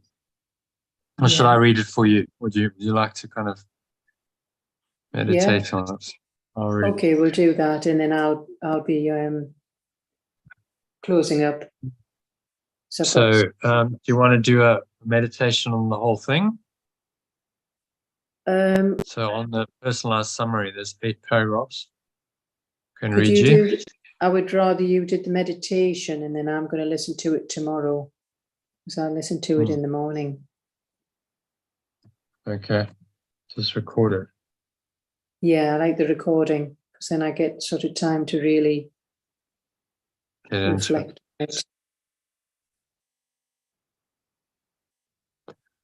Okay, well, let's just read this, make sure it makes sense. Just that little bit there, and then I'll be closing for the day. Right. How can I, who am so innocent, suffer? All my past except its beauty is gone, and nothing is left but a blessing. All my kindnessness and every loving thought I have ever had have been saved for me. I choose to purify them of the errors that hide pure formless awareness from me, and this has kept them for me in their own perfect extension. They are beyond destruction and guilt because they come from the remembrance of perfect love within me, and I know what perfect love extends is eternal. I can indeed depart from this world in peace because I am my loving self. I go with Yeshua's blessing, and for my blessing. I hold it and share it so that it may always be ours. I embrace the peace of perfect love in my heart and in my hands to hold and share. My heart is pure to hold it, and my hands are strong to give it. I cannot lose. My judgment is as strong as the wisdom of perfect love, in whose hearts and hands we have our being. I am in its quiet child. I am its quiet child and blessed extension, and the thoughts of perfect love are with me always. Amen to that. Yes. So, Yeah. what's he saying there? In summary, Well, no time for you. Just stay in pure formless awareness and forget about all the other stuff, because he's there for you. He's got his heart. You know, my heart is pure to hold it, and my hands are strong. You've got nothing to lose. Just go for it. nothing to lose except your ego. So, Well, all of the past is reinterpreted. That's what he's saying. Yeah. So the yeah, past rather than is raising. any pain, suffering, trauma is gone, Reinterpret. and there's nothing left but a blessing. It's a blessing. Only what is good remains. Only what is loving remains in your Yeah. awareness. That's Once good. you've purified them of all the errors, and then you live in this lovely language, in the heart, living in the heart, connected to peace, embracing peace, feeling the love. Heart is symbolic of love. Yeah. And that we're just very quiet and blessed. And this is the enlightened state he's pointing to. Which is available for all of us.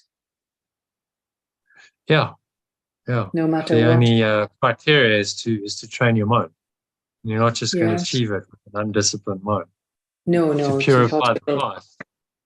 All my Yeah. past accepted beauty is gone. That requires a lot of cleaning of the mind. Oh, yes. Yeah, certainly does. All my past, you've had past traumas and difficulties, and all of that is gone except its beauty.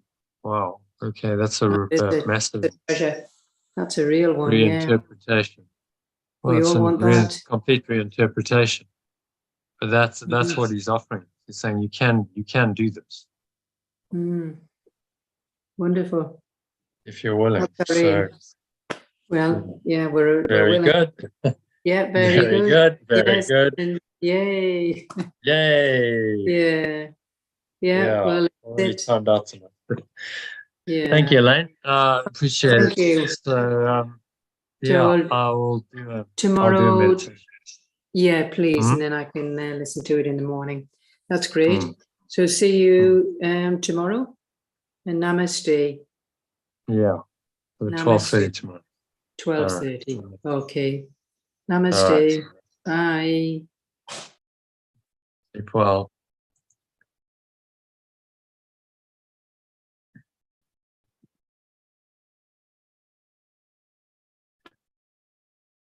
Okay, just going to take a short break, come back, and we'll do the meditation.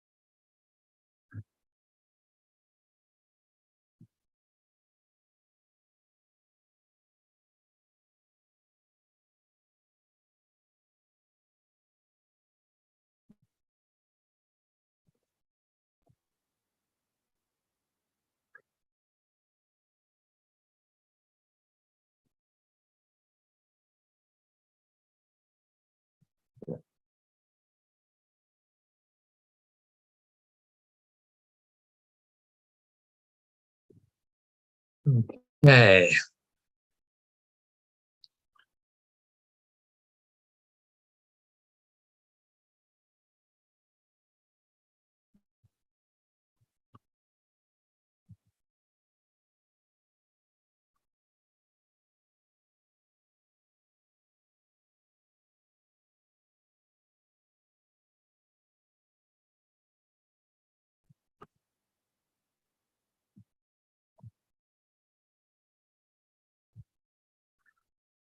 All right, so this is meditation on the personalized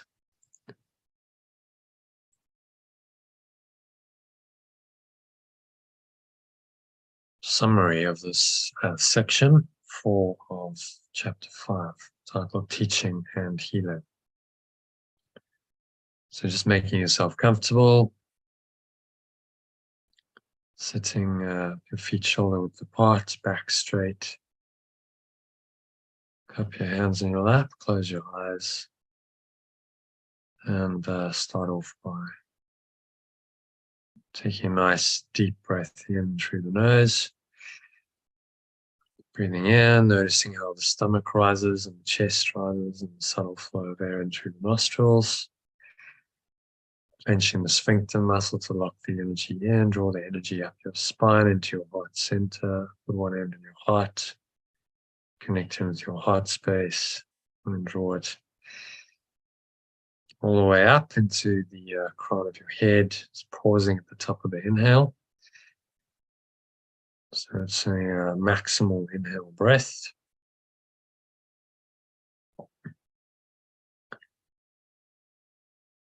Just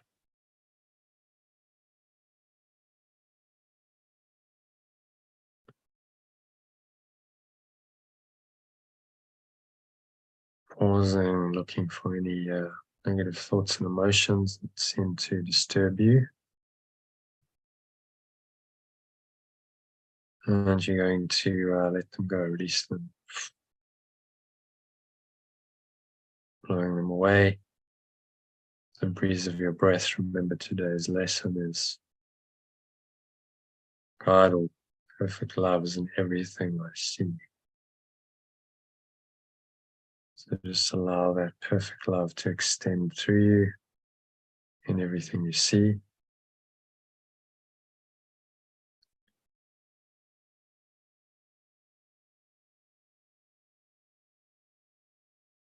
And let these words just drop into this calm, empty, open, spacious awareness. In your mind is an empty vessel, just waiting to receive these words and drop in and permeate in to your awareness.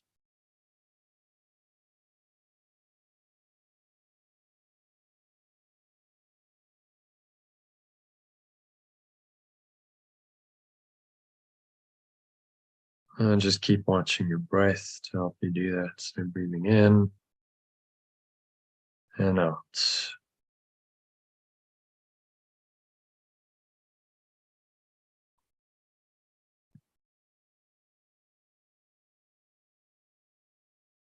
And notice how the air flows into your nostrils, subtly and out of your nostrils. So focus all your attention on the breath,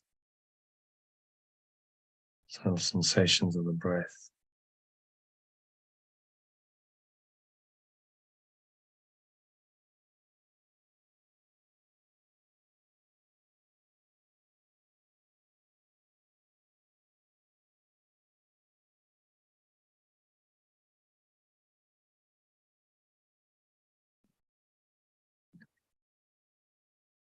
And to keep focusing your attention on the breath, to keep your mind in this calm, empty, open, spacious awareness.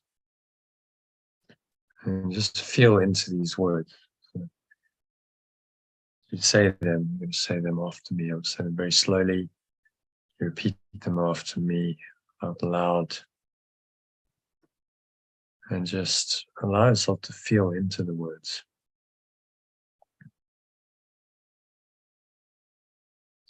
And evoke the emotion that they want to evoke.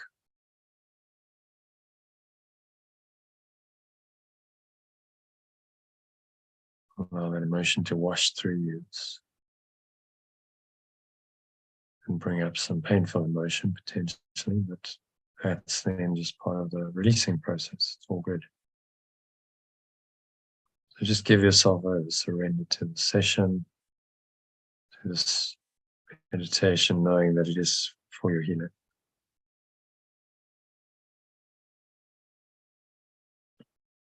And just keep watching your breath to stay very present, very empty, open, spacious, and aware.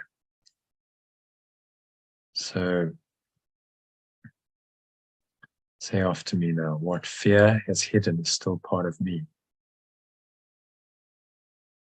As you breathe in. But joining the at-one-ment is the way out of my fear. And exhale, have a sense of letting go of that fear. Blowing it out like a dark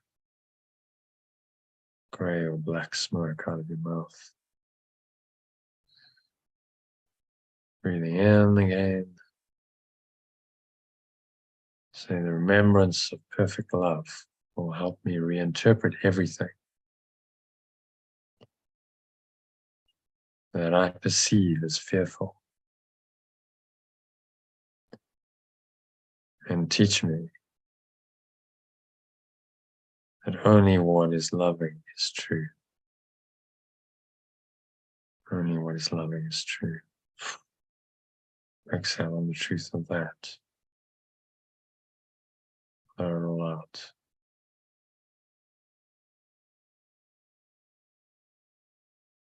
Truth is beyond my ability to destroy,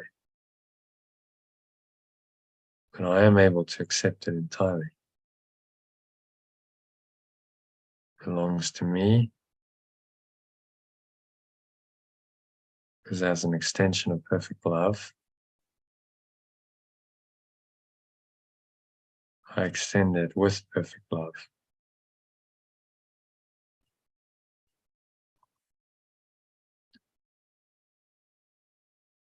It is mine because it is part of me, just as I am part of perfect love, because it extends me.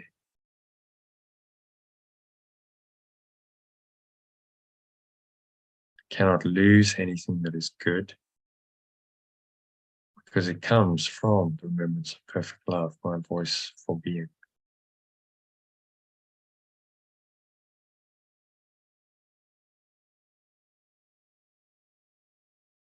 Nothing that is seemingly bad was ever extended, and therefore I cannot protect it. And one-ment is the guarantee of my state of pure formless awareness, my union with the whole extension of this awareness. Is my protection. Belief in separation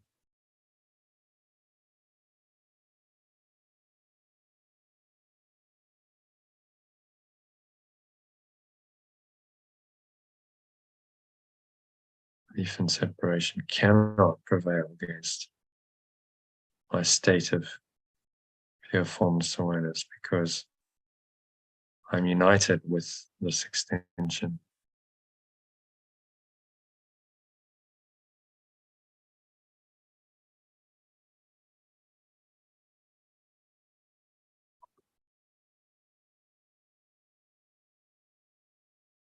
Choose to hear the remembrance of perfect love's call to be as one, and allow the belief in separation to hide away, to fade away, and be undone. So just exhale on the truth of that.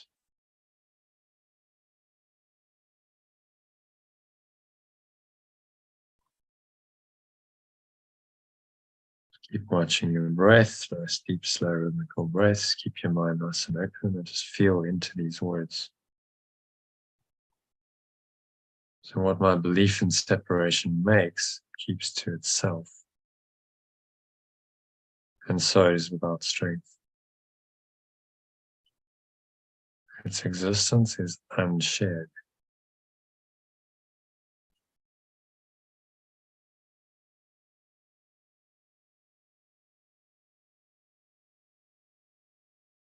Its existence is unshared. I do not die. I was merely never born. Physical birth was not a beginning, it was a continuing.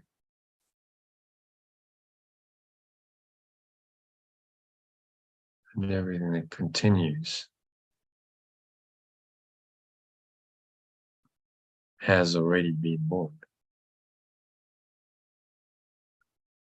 It will increase as I'm willing to return the unhealed part of my mind to the higher part, turning it undivided to my true being.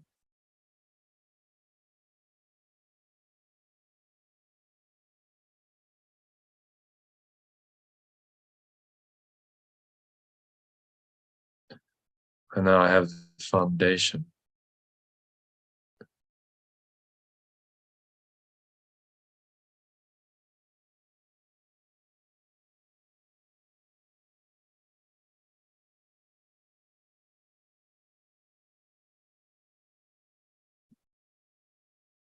Now I have the foundation, so my own thoughts can really set me free.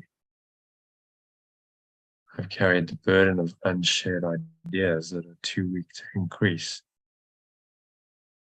But having made them, I did not realize how to let them go.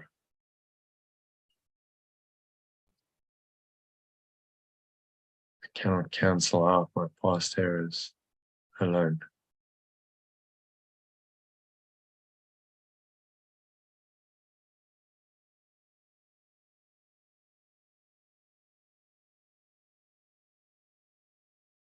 I cannot cancel out my past errors alone. They will not disappear from my mind without their wonderment. Remedy not of my making.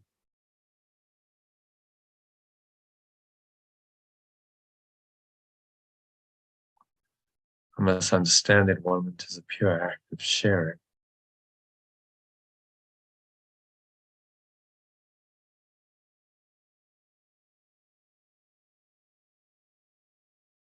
This is what Yeshua meant when he said it's possible even in this world to listen to one voice.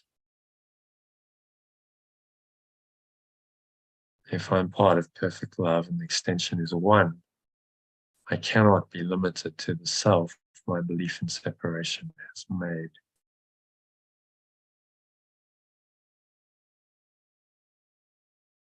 Cannot be limited to the self my belief in separation has made. That's the logical conclusion.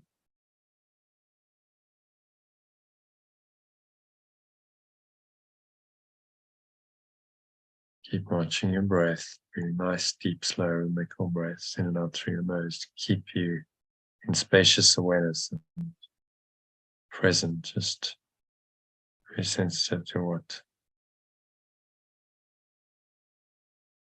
seems to be happening in your mind.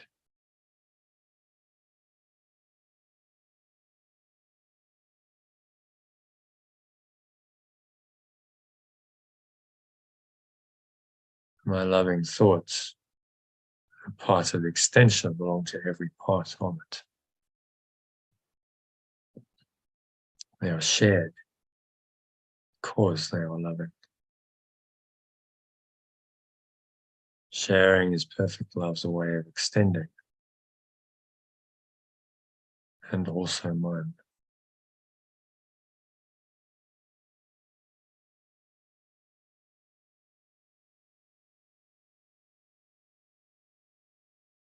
Sharing is perfect love's way of extending and also mine. Feel that sharing, that embracing, breathe it in.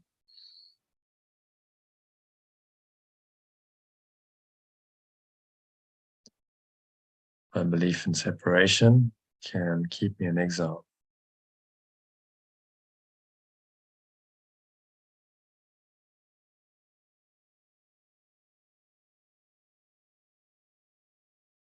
My belief in separation can keep me in exile from a state of pure formless awareness. But in the state itself, it has no power.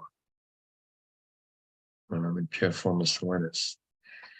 So just breathe that in. Feel like you're entering that state now. Pure formless awareness, perfect love is yours right now. Ideas that come from pure formless awareness. Do not leave my mind that thinks them. Nor can they conflict with each other.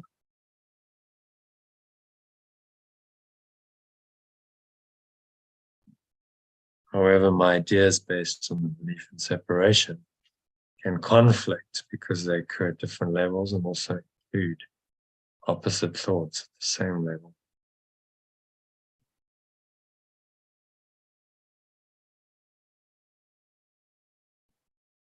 It's impossible to share opposing thoughts. I can share only the thoughts that come from pure formless awareness, perfect love.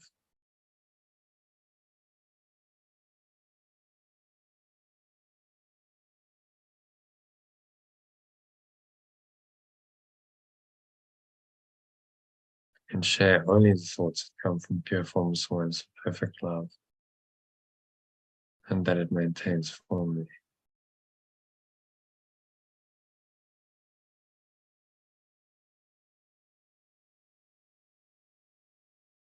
So the rest of my thoughts remain with me until the moments perfect love has reinterpreted them for me from the perspective of perfect oneness, making them worthy of sharing as well. When they've been sufficiently purified,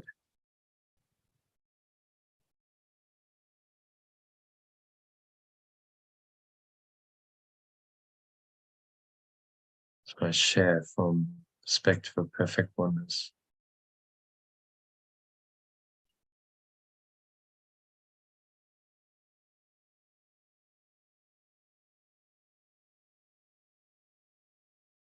This makes them worthy of sharing as well.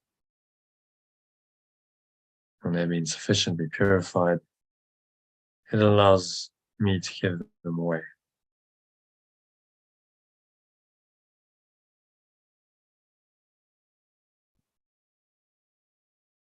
When they've been sufficiently purified, it allows me to give them away. My decision to share them is their purification. Just breathe in that purity, that innocence to every pore, every cell, every muscle of your body, every part of your mind, every fiber of your being.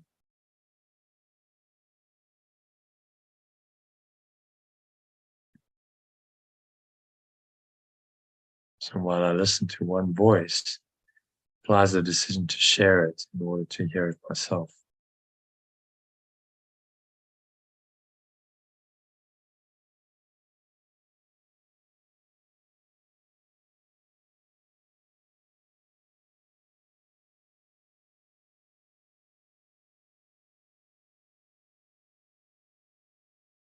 My mind is irresistibly drawn to every mind.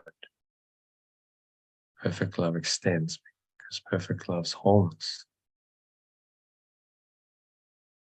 is the wholeness of its extension.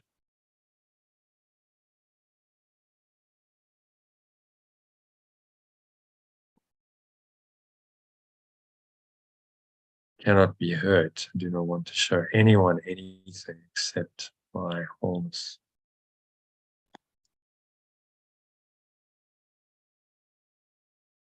Choose to show everyone they cannot hurt me.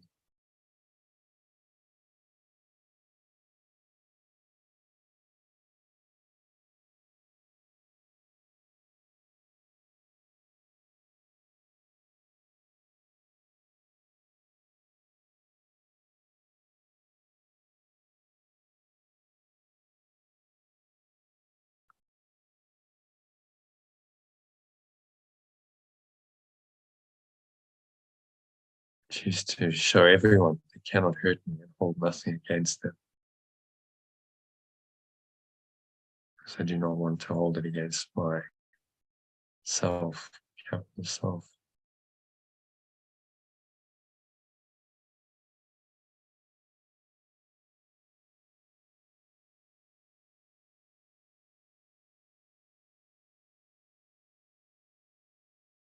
So I choose to show everyone that they cannot hurt me and hold nothing against them, because I do not want to hold it against myself. It's a very powerful teaching. This is the true meaning of turning the other cheek.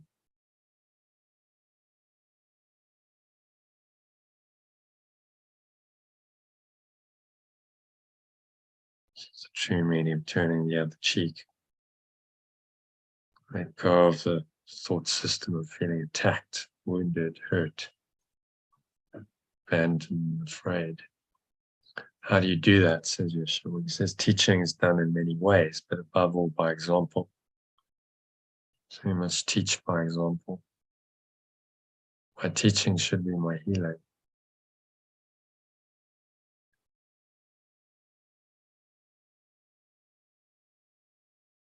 My teaching should be my healing because it is a sharing of my ideas and the recognition that to share my ideas is to strengthen them.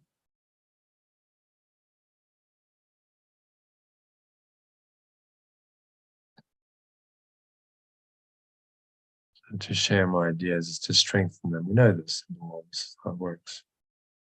As I share ideas, people adopt them, they are strengthened, not weakened in my own mind. So it goes against the ego's laws. It's immaterial, the ego thinks, ultimately.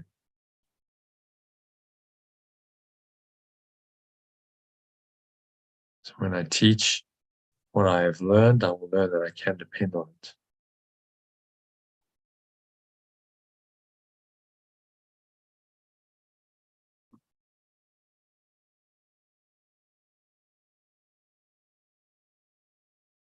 When I teach what I've learned, I will learn that I can depend on it. I make it dependable on my true self's identity, because my identity is the identity of perfect love's extension.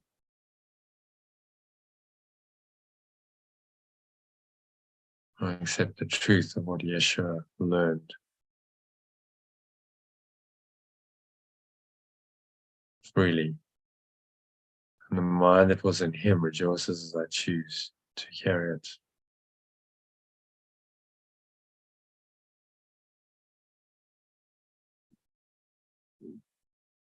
So my remembrance of perfect love atones in me by undoing, and so lifts the burden I've placed in my mind. By following it, I am led back to pure formless awareness of perfect love where I belong. And how can I find the way except by taking everyone with me?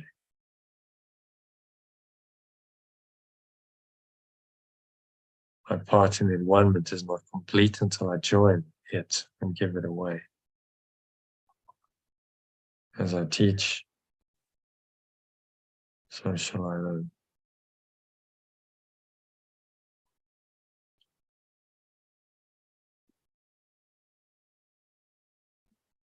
As I teach, so shall I learn.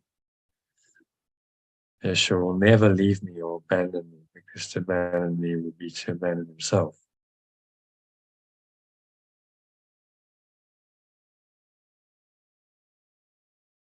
And perfect love that extends us. I abandon myself and pure formless awareness of perfect love if I abandon anyone.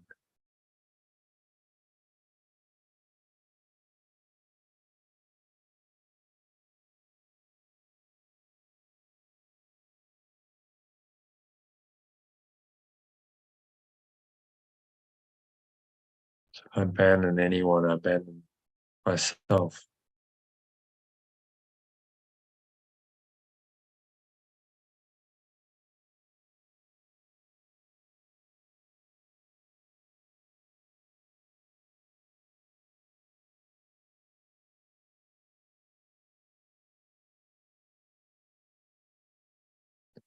My remembrance of perfect love tones in me by undoing, so lifts the burden I placed in my mind. Following it, I'm led back to pure formless awareness of perfect love where I belong. How can I find the way except by taking everyone with me?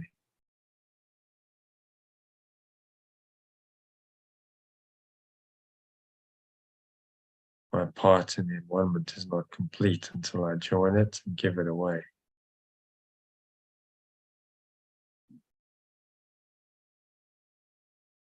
As I teach, so shall I learn.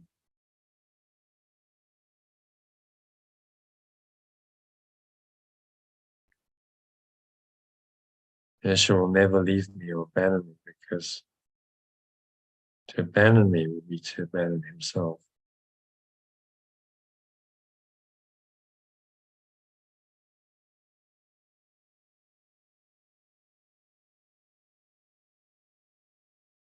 To abandon me would be to abandon himself in perfect love that extends us.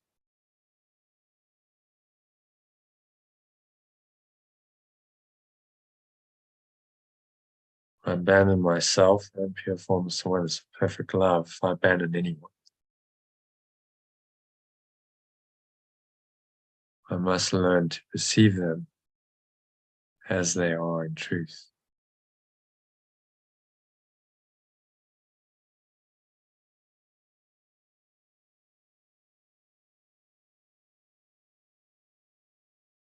I must learn to perceive them as they are in truth, and understand they belong to pure formless awareness of perfect love, as I do. How could I treat anyone better?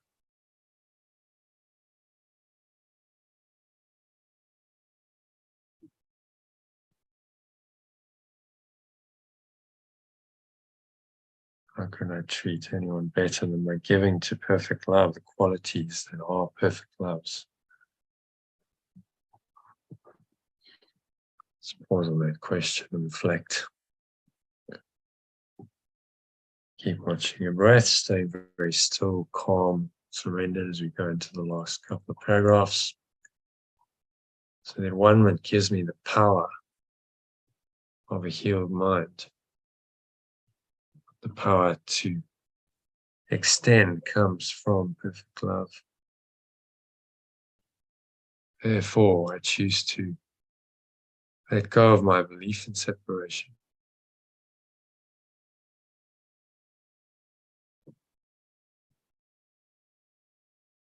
And devote myself first to healing.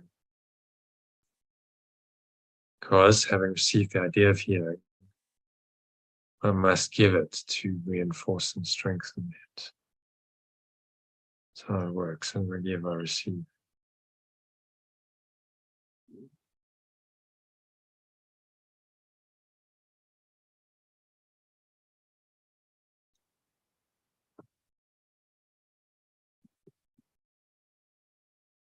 The full power of my being cannot be expressed as long as I withhold any of perfect love's ideas from the state of pure formless awareness.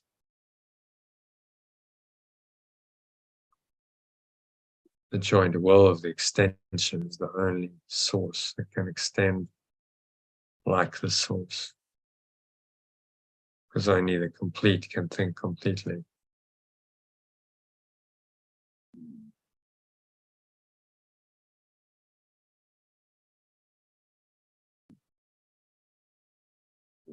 Only the complete can think completely. The thinking of perfect love lacks nothing.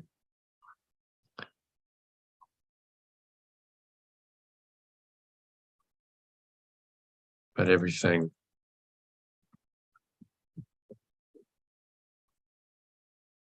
I think that is not with the remembrance of perfect love is lacking by definition. And so I'm willing to let all that go and just surrender into the truth of who I am.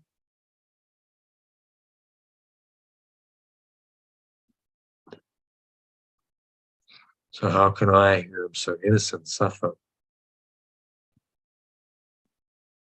All my past accepted beauty is gone.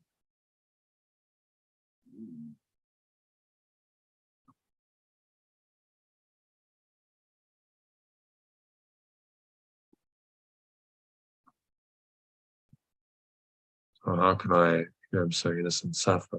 All my past accepted beauty is gone. Repeat after me. And nothing is left but a blessing. All my kindnesses and every loving thought I've ever had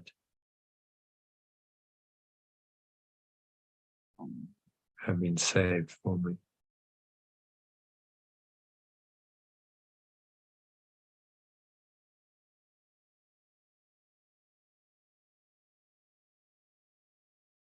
All my kindnesses and every loving thought I've ever had have been saved for me. Now I choose to purify them with the errors that hid there. Hid pure formless awareness from me. And this has kept them for me in their own perfect extension. They are beyond destruction and guilt because they come from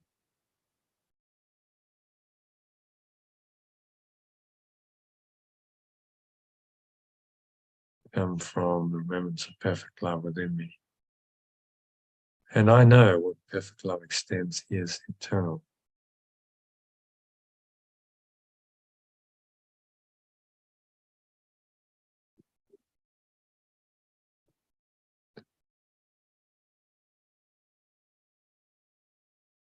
I know that what perfect love extends is eternal.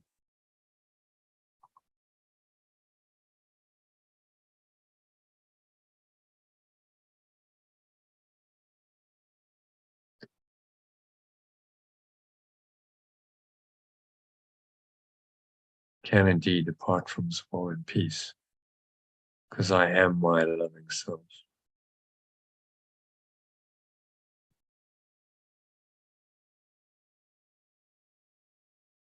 Can indeed depart from this world in peace, because I am my loving self.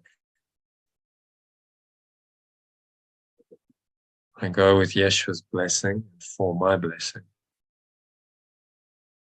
I hold it and share it, so that it may always be ours. Breathe in. I embrace the peace of perfect love in my heart. Breathe it into your heart center. One hand in your heart that helps you to connect with your heart and the love that's there. Feel the peace of perfect love in your heart.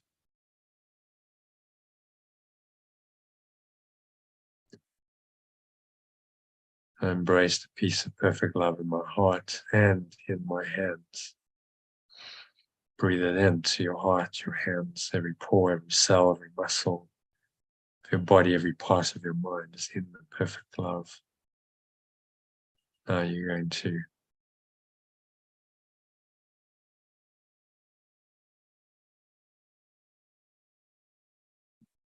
just embrace this, feel into this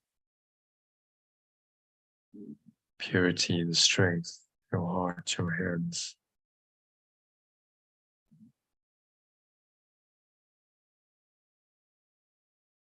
My judgment is as strong as the wisdom of perfect love.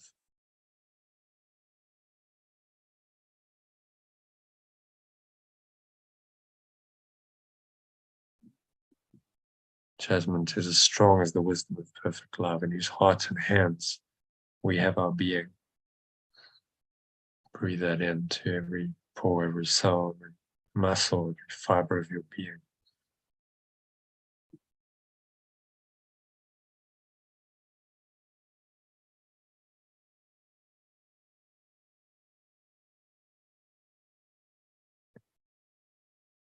I am its quiet child and blessed extension.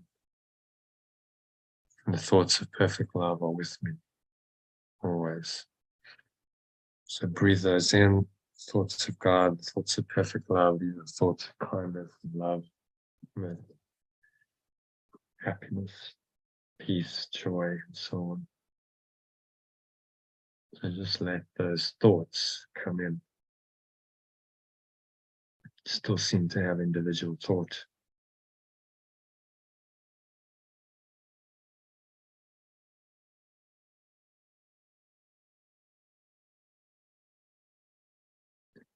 So now just sink into this deep peace.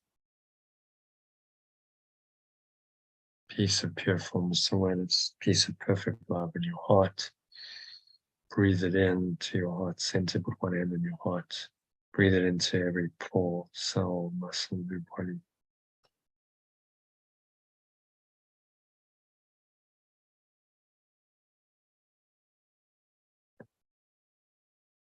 And just sinking in and giving yourself a couple of minutes to experience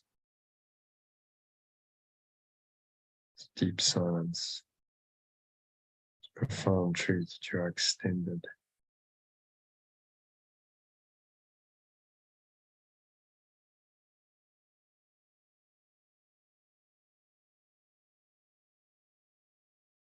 Nowhere else to go, nothing else to do, nothing else to think about, just breathe, relax, be still.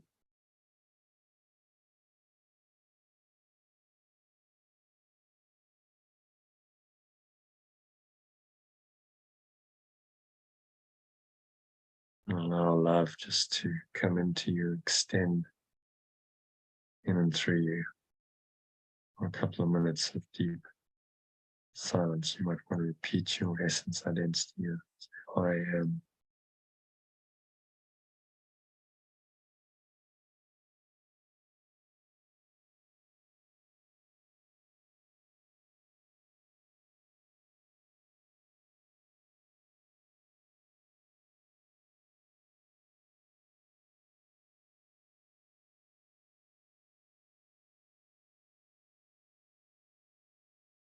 Any thoughts come up, just breathe in the purity of this. My heart is pure to hold this truth, myself. Breathe it into your heart center, embrace it, and anything that's not in accord with this is false. Simple decision, you'll breathe out. Throw it all out, breathe in your breath.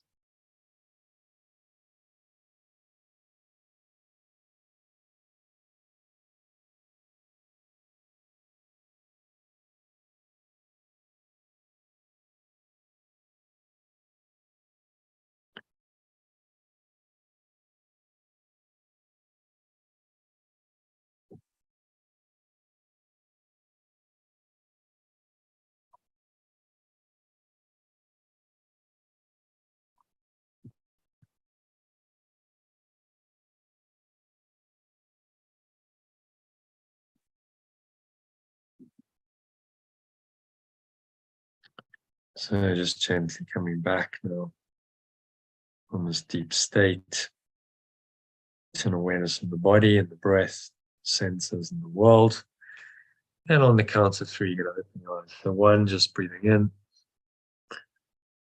Noticing how the stomach rises and the chest rises and the subtle flow of air in through the nostrils. Breathe into your heart center. Notice the sensations of the breath as you do that, the body. So you're just doing it from a place of awareness. Scan your mind, just any thoughts, any emotions, any related body sensations going on, particularly anything that feels negative, limiting, contracted, constricting in any way. And just choose to let that go.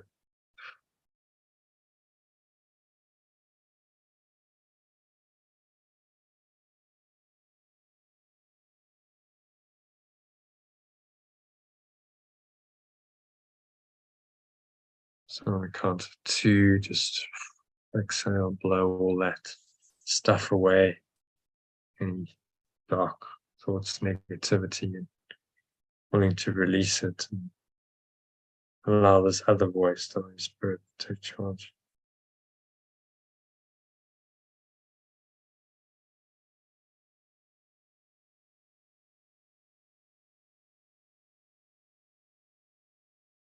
So on the count of 2, notice the weight of your body pressing down into the chair, your feet touching the ground. Notice what you're feeling, touching with your hands. Maybe there's a subtle taste in your mouth, smell in your nose. Notice that. Notice what you're hearing in the surrounding environment. Just notice all these things from this very still, calm and surrendered state of mind.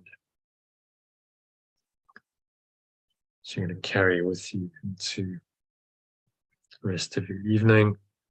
So I'm just going to practice today's lesson briefly. So on the count of 3, open your eyes. Just take a moment to look around, observe the room around you, and practice today's lesson one more time. So as you look around, your eyes randomly rest on whatever they happen to rest on in the room around you, wherever you are. And then just apply the idea that God or pure formless awareness of perfect love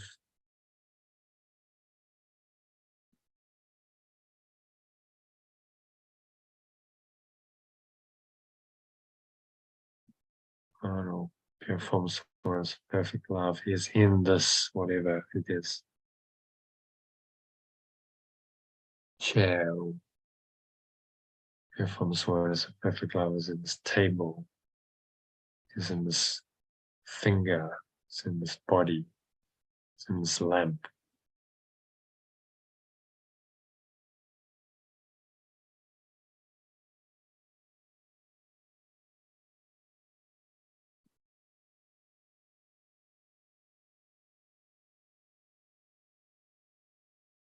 So just apply this to whatever objects catch your eye, quite casually, there's no rush.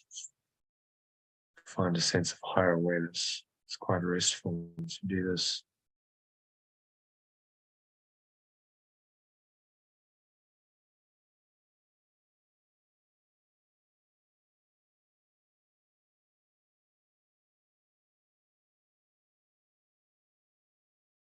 And so just intention to stay here in this loving state, say, pure formless awareness, perfect love is in everything I see. Tomorrow you'll find out why that's the case. The next lesson. For now, pure formless awareness, perfect love is in everything I see.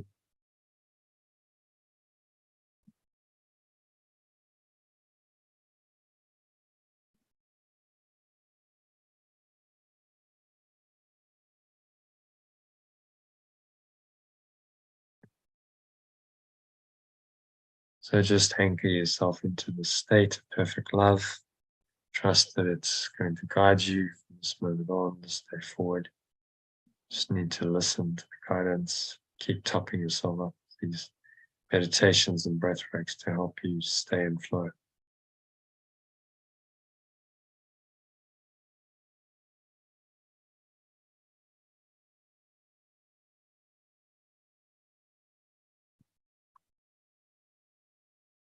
And so carry on in this perfect loving awareness. Know that it's always there. You can drop into it at any point. Call upon it. Saying, I am love. Once or twice to yourself, I am love. I am love. One more time, I am love. Really anchor the state in.